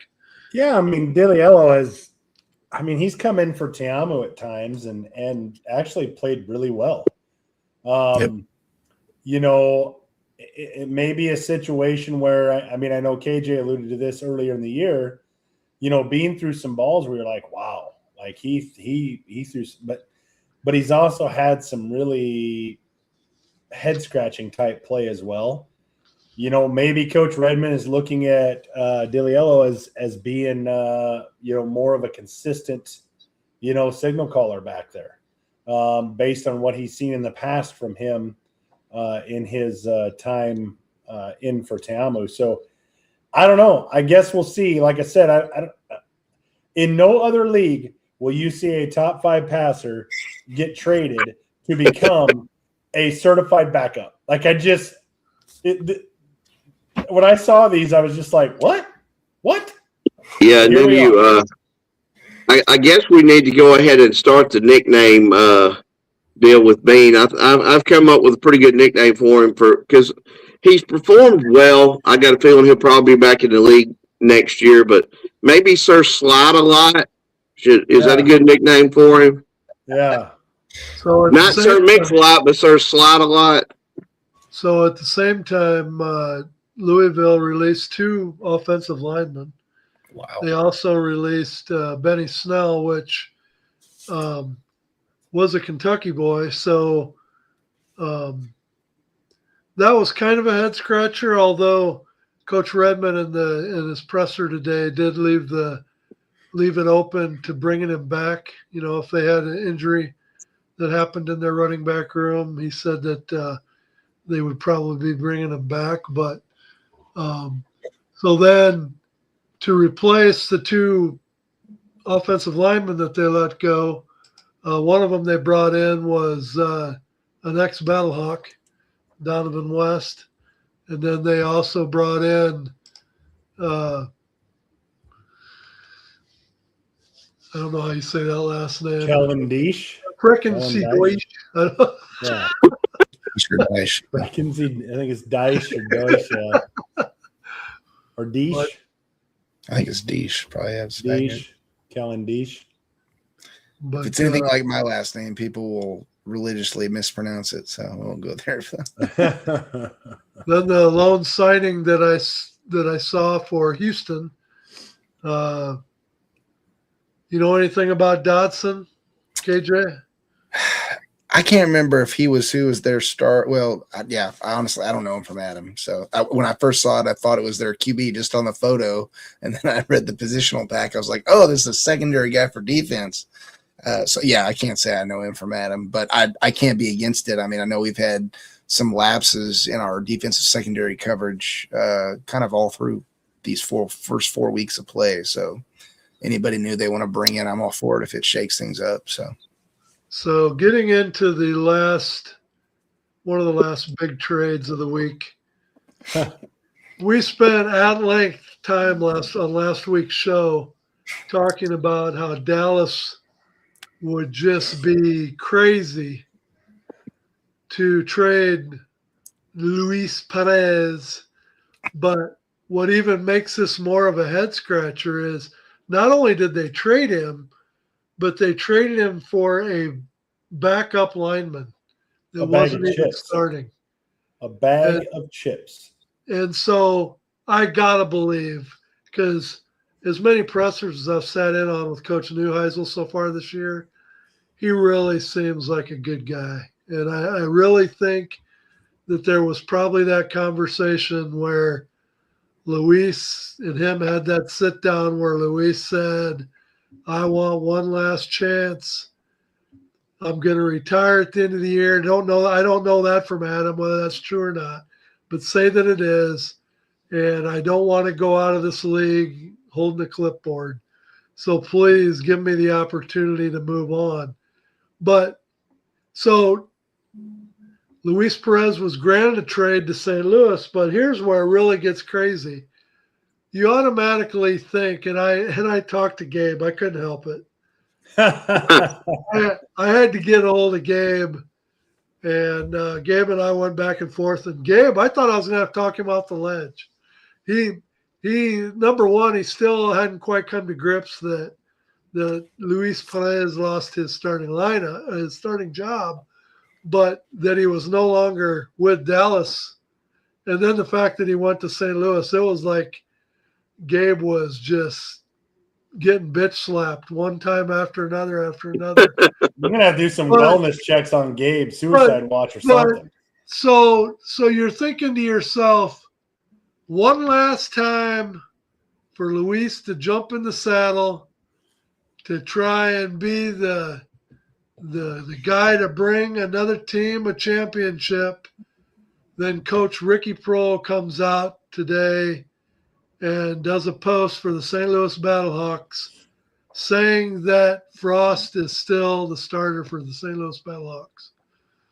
That's not going to last. I'm looking at politically correct, and I'm thinking, yes, that's probably true because you have to give Perez at least a little bit of time to learn the playbook. But whether it's a series or whether it's a half or whether it's a game, I got to believe that there was talk before this ever went down that Luis was going to be able to come into St. Louis and be the starter. And really, if you look at the offense for St. Louis so far in 2026, to think that you would possibly have Frost remain the starter just is not, I can't believe that's going to be true. No. So just so you guys all know what it looks like, I got to put this up because the first time he takes the field, Spring King, he's still going to be in blue, but he looks pretty good, doesn't he? There is nobody more popular than the backup quarterback. But you know what? Anybody who's listened to me the last 2 years, or maybe even 3 years for that matter, because I gotta admit, I've been pretty hard on old Luis Perez, especially the year he started out 0-5 for Dallas. And you know, if it wasn't bad enough during our college NFL part of the Bottom Line show, I had to live with Sam frickin' Darnold. Not only the year he played with Minnesota, but then Minnesota passing on him, and he goes to Seattle and wins a championship. Now, after I've kind of bagged a little bit on the King of Spring, now all of a sudden it's either karma or it's justice or whatever, but now he's wearing the Battlehawk blue. And it's only right. This is what I believe I received from Brett when they signed Luis Perez.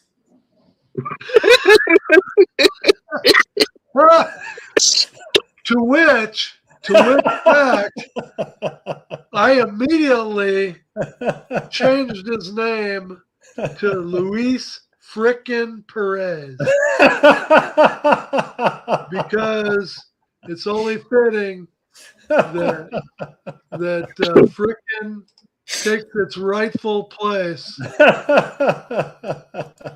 to haunt me again for a UFL season. It ain't bad enough it's going to happen in the NFL. Now it's going to happen in the UFL too. Thank you for dragging me into your freaking horror story. Your negativity has now corrupted your nephew. Now wait. If, and this is a big if, Ed, stay with me here. What if the King of Spring comes into St. Louis and does what Sam frickin' Darnold did for Minnesota? Neuheisel will look like the biggest idiot in spring football. I mean, Yeah. Well, Yeah. I tell you what, Karma. it was like when I heard about it, I was like, oh no! And Brett was like, what did I miss? What did I miss? And when we finally told him what we were talking about, he was like, what are you guys talking about? Why are you upset? Yeah, I would be thrilled. Yeah. And it's like, it And wasn't, I'm not even a it fan. wasn't so much that he's now Batlock, because if he brings us a championship, I will be the biggest bandwagon jumper that you've ever Oh, no question. in your No life. question. I would have already thought you were a fanboy, Ed, with how much you're But trying to I sound was- but freaking I- Latin, but I saying his was- name every 5 seconds. I was saying, oh no, more from the standpoint that I knew that every time I even say anything good about him, or anytime I even try to praise him, everybody's going to be saying, oh, don't try and change things now. You've been bagging on him for years. Oh my God. I can hear it. So Listen, did I'm Luis just glad Perez that Brett stepped in and saved our entire viewer base of having to hear you pronounce his name over and over and over again every week, because giving him a new nickname just saved our viewer. But listen, here's the deal. Did he not lead the league in passing last year? Yes. Listen, Ed, I'm trying to be positive about this. With the receiving core that we have, I know Neuheisel said he holds on to the ball too long. You know what? That may be Neuheisel's problem. I hope to God he comes in and lights a fire in our receiving core. And by the end of the year, I'm going to try to find a Luis Perez jersey. That's how I hope this goes. you ain't a kidding. If he brings Y'all us- don't deserve that. if he brings this to the promised land, Oh, I will be wearing a Luis Perez jersey you're going to for have the to rest of change. my life. You'd have to change you in the Lou Hall of Fame to also include Luis Perez. That's right. That's right. All right. Hey, we're behind the 8 ball on the clock here, Ed. So you got to move this along. Are we to the picks yet? No. Well, I Here, gotta look through here and make sure. One more time for the audience, Brett. One more gotta- time for the audience. Yeah, we got to hit this because we'd be remiss if we didn't put this up there. Oh, geez. Oh, Yeah, I saw that too. It was like, huh? Could it be? And even a better question is, if it is there, Eric, does the bottom line crew have a date for the NFL Hall of Fame? The championship is when? June 5th? Second 15th weekend. Father's Day weekend, I believe. Second weekend of June. Yep, always Father's Day weekend. The 13th and it'll be the 14th probably, right? Or if you was a conspiracy theorist, you could say, oh, wait a minute. Luis Perez is with St. Louis. Oh, it's at the Dome again. Sorry. I hope they have it on Saturday, because I would definitely be down to do that. Would be have an epic group photo background for the show if we could pull that off. But yeah, no doubt. I've heard trying. this from multiple people in the last week or so. From what I understand, they're working on it, and they want it to be there this year and possibly next year. But worst case scenario, if something happens and it falls through for this year, it will be there for sure next year. But now these are two totally different people that have told me the same story. Nothing has been verified yet, but I find it very interesting. So we shall see. If it is on a Sunday, Ed, it would be a possibility for me. If it is on the Saturday, not a chance. Oh, Why is that? For me? Yeah. Because I have a baseball game that Friday night. God dang baseball. It's on baseball. Well, You can take on. no, but the thing here's the thing, Eric.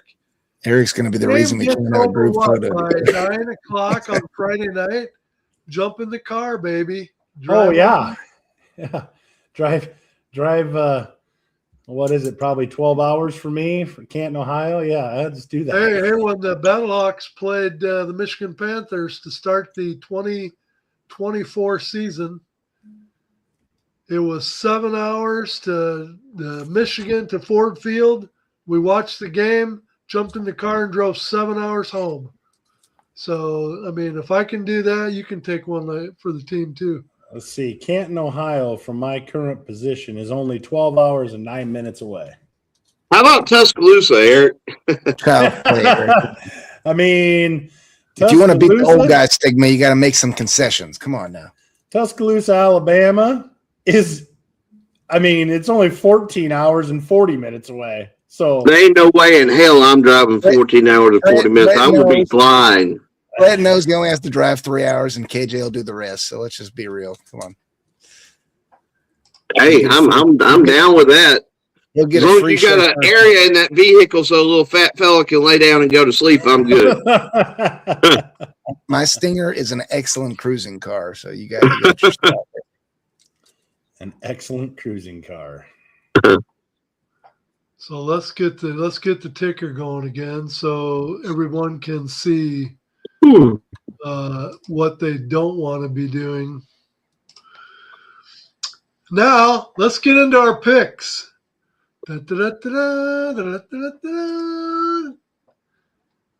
First game, Friday night, prime time on Fox. We got the DC Defenders going into Birmingham, where Birmingham is desperate for a win, sitting at 1-3. DC Defenders are a 6.5 point favorite with an over-under of 44.5. Who wants first stab at this bad boy? Oh boy. Go ahead, KJ. Yeah, you can go ahead, KJ. I'm going to be sticking with the champs on this one. Just going off of the trend that I already touched on before. They're both champs. That is true. That's not going out on much of a limb. I take the champs. Well, Brett, you had them ranked number 2 at the beginning of the year. What happened? Number 2 to number 8? What? Are you liking now? Motherfucker. I knew that sweet revenge would come one day. Yes, thank you, football god. For me, I think just it's undeniable at this point that DC is doing well. I'm not going to say that Birmingham's not going to rally and play better. I think they will. I think AJ is going to light a fire into a lot of guys' butts to do that, and I think the roster changes they're making can potentially help. But I also think that brings its own level of struggles and complications with things. And just kind of looking at how they've gone so far through the year, even if they are to rebound, I don't think this spread sits in their favor. I'll put it that way. And so with that in mind, I would guess I think I just have to roll with DC on it. So I kind of feel the same way. I mean, while the changes may help them, I don't know if it's going to help them this week. Right. But I'm going to tell you this. I know you guys love it when I say this, but honestly, this is a must-win for the Stallions. They cannot lose this game. If they go 1-4, I mean, they're done.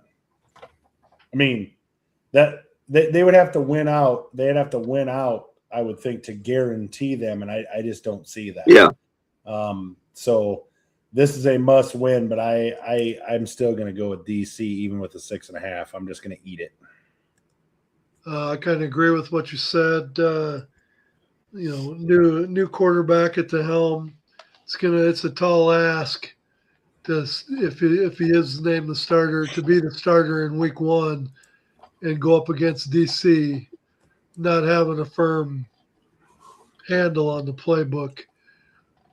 This is probably just bad timing, a week too soon. So, with that said, I'm taking DC. So, Brett, you're the one. I was going to take Birmingham. Like Eric said, I love the must win, and we've got a little history and tradition in Birmingham at Protective Stadium, but it's a totally different coaching staff, and I worry that we've got a little bit more dynamic quarterback now. I don't know how ready he's going to be for Friday night, but DC is just it's the wrong team at the wrong time, and it could get really, really bad Friday night and ugly publicly and in the stands and in the post game presser and all the local media.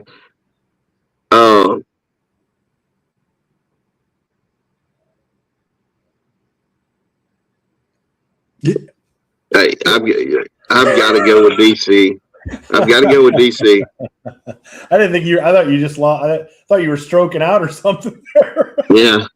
I got to go with DC. He was playing the last 3 championships in his head. Just, it seems like a long time ago.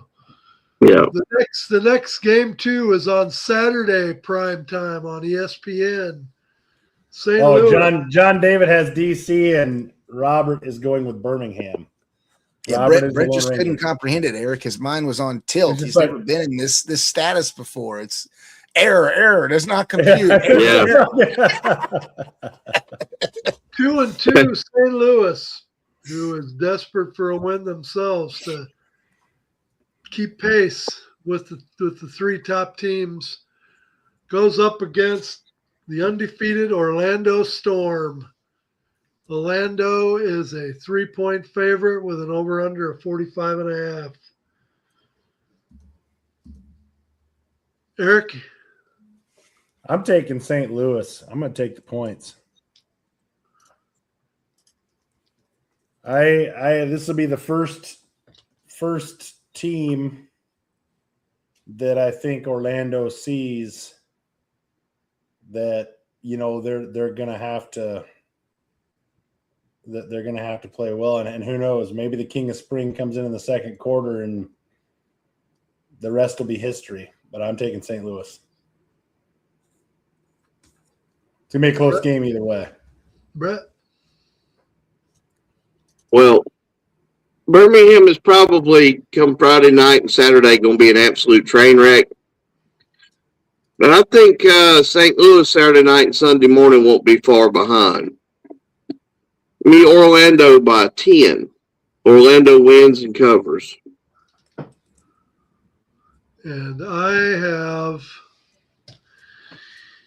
I'm almost going to be guilty of being called a homer eventually. I just got to believe that one of these weeks they're going to put it together. I mean, there's just too many games going by that you just can't make heads or tails of what you're seeing on offense. St. Louis should just be so much a better team on offense than what they've shown so far this year. And so whether it's Luis Perez coming in at halftime or whether it's a change in scheme with AJ that the wide receivers are able to get open, or whether there's more of an emphasis on Akeem and he can put together a 6, 7, or 8 reception week, something's got to change, and this is the week. And I just, Orlando's a quality team, but I don't think they're an undefeated team. So eventually they're going to lose. So even though they got $4 beers prior to kickoff for this game, what was it? It was 40% off and $4 beers. 100% off tickets, and it was $4 beers before kickoff for this game against St. Louis. I don't think it's going to help. I think St. Louis is going to be able to keep pace and go to 3-2. I'm taking St. Louis. KJ? Yeah, I think the whether or not Perez starts, as Eric said, I think is negligible at this point. I mean, they played DC so well, arguably a better team, and they were just beyond I guess technically, if you go by UFL standards, within a one-possession football game in the truest senses of the word. So I think playing a team like Orlando that we still have a lot of questions on based on who they've played, I think makes the margin of spread there, regardless how it ends, more likely to be even smaller. And so for that reason, whether or not they pull out the decisive win or not, I think the point spread is in their hands. So I'm going with St. Louis as well. Okay, Eric, who's everybody have on the comment line? John David's got St. Louis, and Robert has Orlando. Next game, the Columbus Aviators, Sunday at 11 a.m. game. And by the way, this is my worst time slot, I think, of any game possible for the UFL. I just, with only 4 games, the 11 a.m. Sunday game, I just wish that they didn't use that time slot, but that's just me. Columbus Aviators 1-3 are 3.5-point favorites, traveling to Houston, where the Gamblers are also 1-3. This is a big game for the 1-3 teams to keep pace on that 4th and final playoff spot. I am going to go ahead and go first here. I think that Columbus has kind of started with their last 2 games against Dallas. They've kind of found their sea legs a little bit here, starting to play a little bit better football. McClendon seems to be getting a little bit more confidence going. I think Columbus goes into Houston and covers. I got Columbus. I've got Columbus as well. Brett? It's really a coin flip with that line, isn't it, fellas? Yeah. I mean, I think it's going to be another really close, good quality game. Give me Columbus. Do we even have to ask KJ or go ahead? I've KJ. already got it written down as Houston, so. You'll be wrong. So, we've already seen someone's ceiling. He can't get out of his own way. He doesn't even know the powers that he actually has as a coach. We witnessed that this last weekend in this debacle game that I argue, as some would say, Louisville played well. I still think we gave that game away. I think someone's going to see after 4 quarters of play against Columbus that he picked the wrong guys to keep in his 12-man retention. I'll put it that way. And the fact, give a shout out to James Larson. I don't know if he watches our show or if he just coincidentally, organically decided to improve his reporting time on player personnel for the upcoming weekend's game slates. But based on what he's saying, someone is not committed to either Nolan or Deckers making a return. And based on that alone, I can tell you we are not going to play well. So there's my pick, Columbus. Wow. Final game of the week. John David has Columbus. Chuck has Columbus. They're going to run all through Houston. And Marty has Columbus. I hope Mr. Arena Football Castronova gets a chance to start, because if he does, I would love to be wrong on this pick. Robert has Houston. Final game of the week, 2:00 on Sunday. ABC gets a doubleheader, and I really like it when they're on ABC. ABC seems to get pretty good ratings, probably the best of any of the networks, it seems like. Louisville at 1-3 travels to Dallas who's 3-1, coming off some much needed rest. Dallas is a 7.5 point favorite. Over under is 47.5. Eric. Oh man, those 7.5 point spreads are awful. Well, I've been riding with Dallas. I'm still going to ride with Dallas.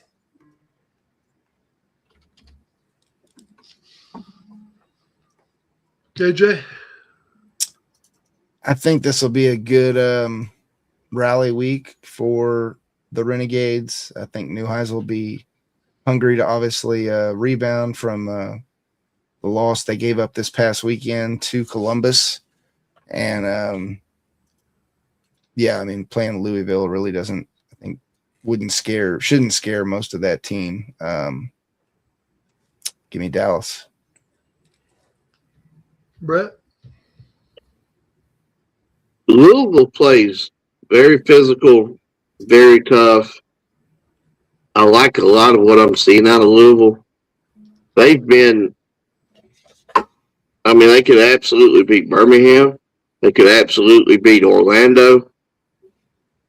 Funny enough, Louisville Kings could be 3-1 right now. I'm not saying Dallas won't win the game outright, but Louisville covers the 7.5.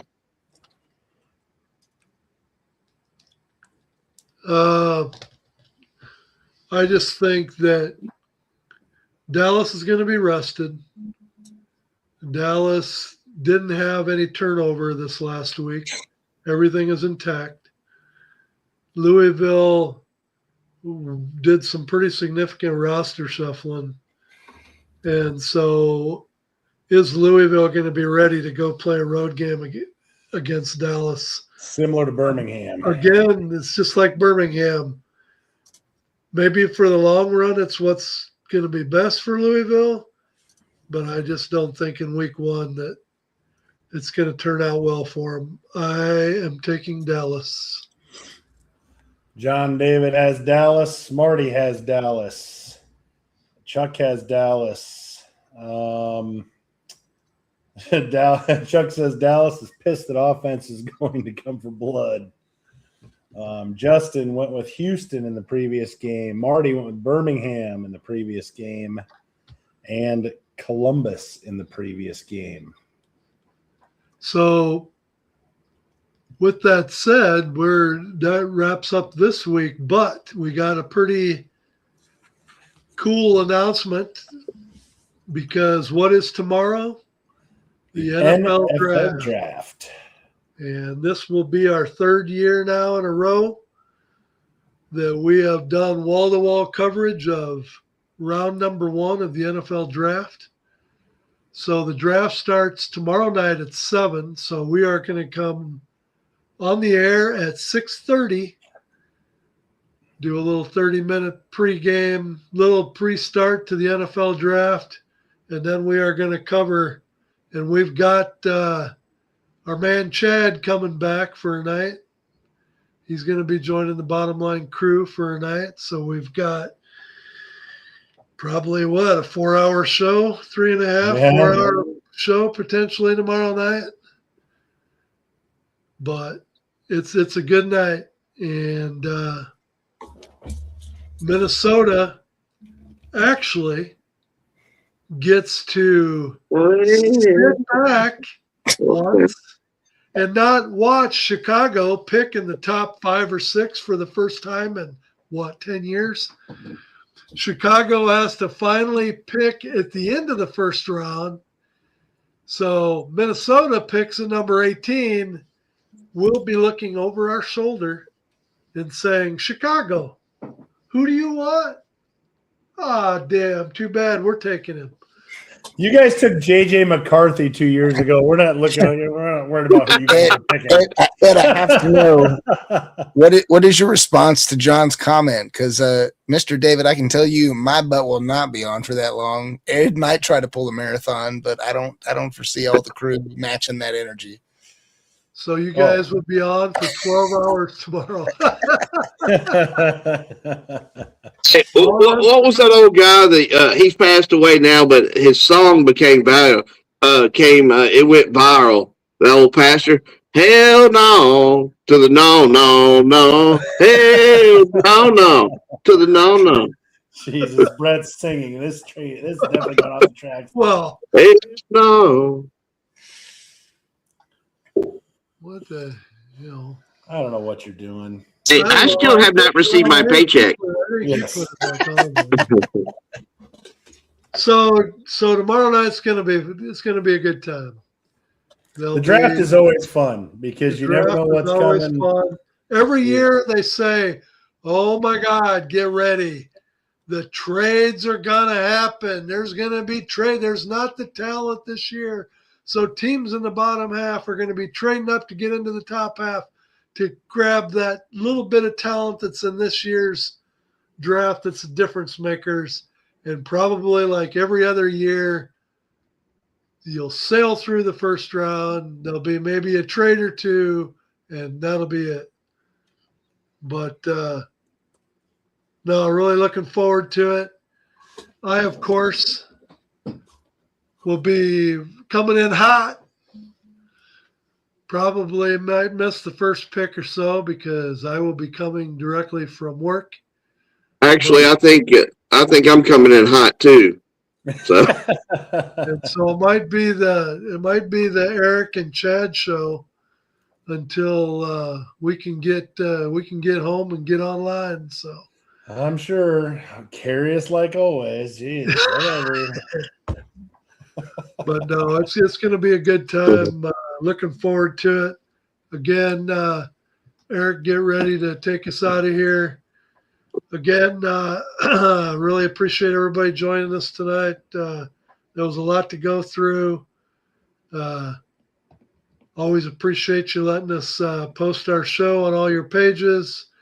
Hopefully you'll agree that our content warrants doing so and continue to do it going forward. Everybody enjoy Eric for the next couple weeks because after that, he gets lost in baseball till like July. So it'll be the KJ, Brett, and Ed show going forward here after week 6, I believe, Eric. You're here through week 6. Yep. And then no wonder our ratings always plummet that time of year. That's right. No. And all we have to do is hope that Mother Nature rains every Wednesday night from here on out. That's right. But anyway, so I'll be posting a preview tomorrow morning. Be looking forward to all you guys joining us tomorrow night. Keep us company. We're going to have time to kill. So I gave Chad the assignment to make sure he has enough special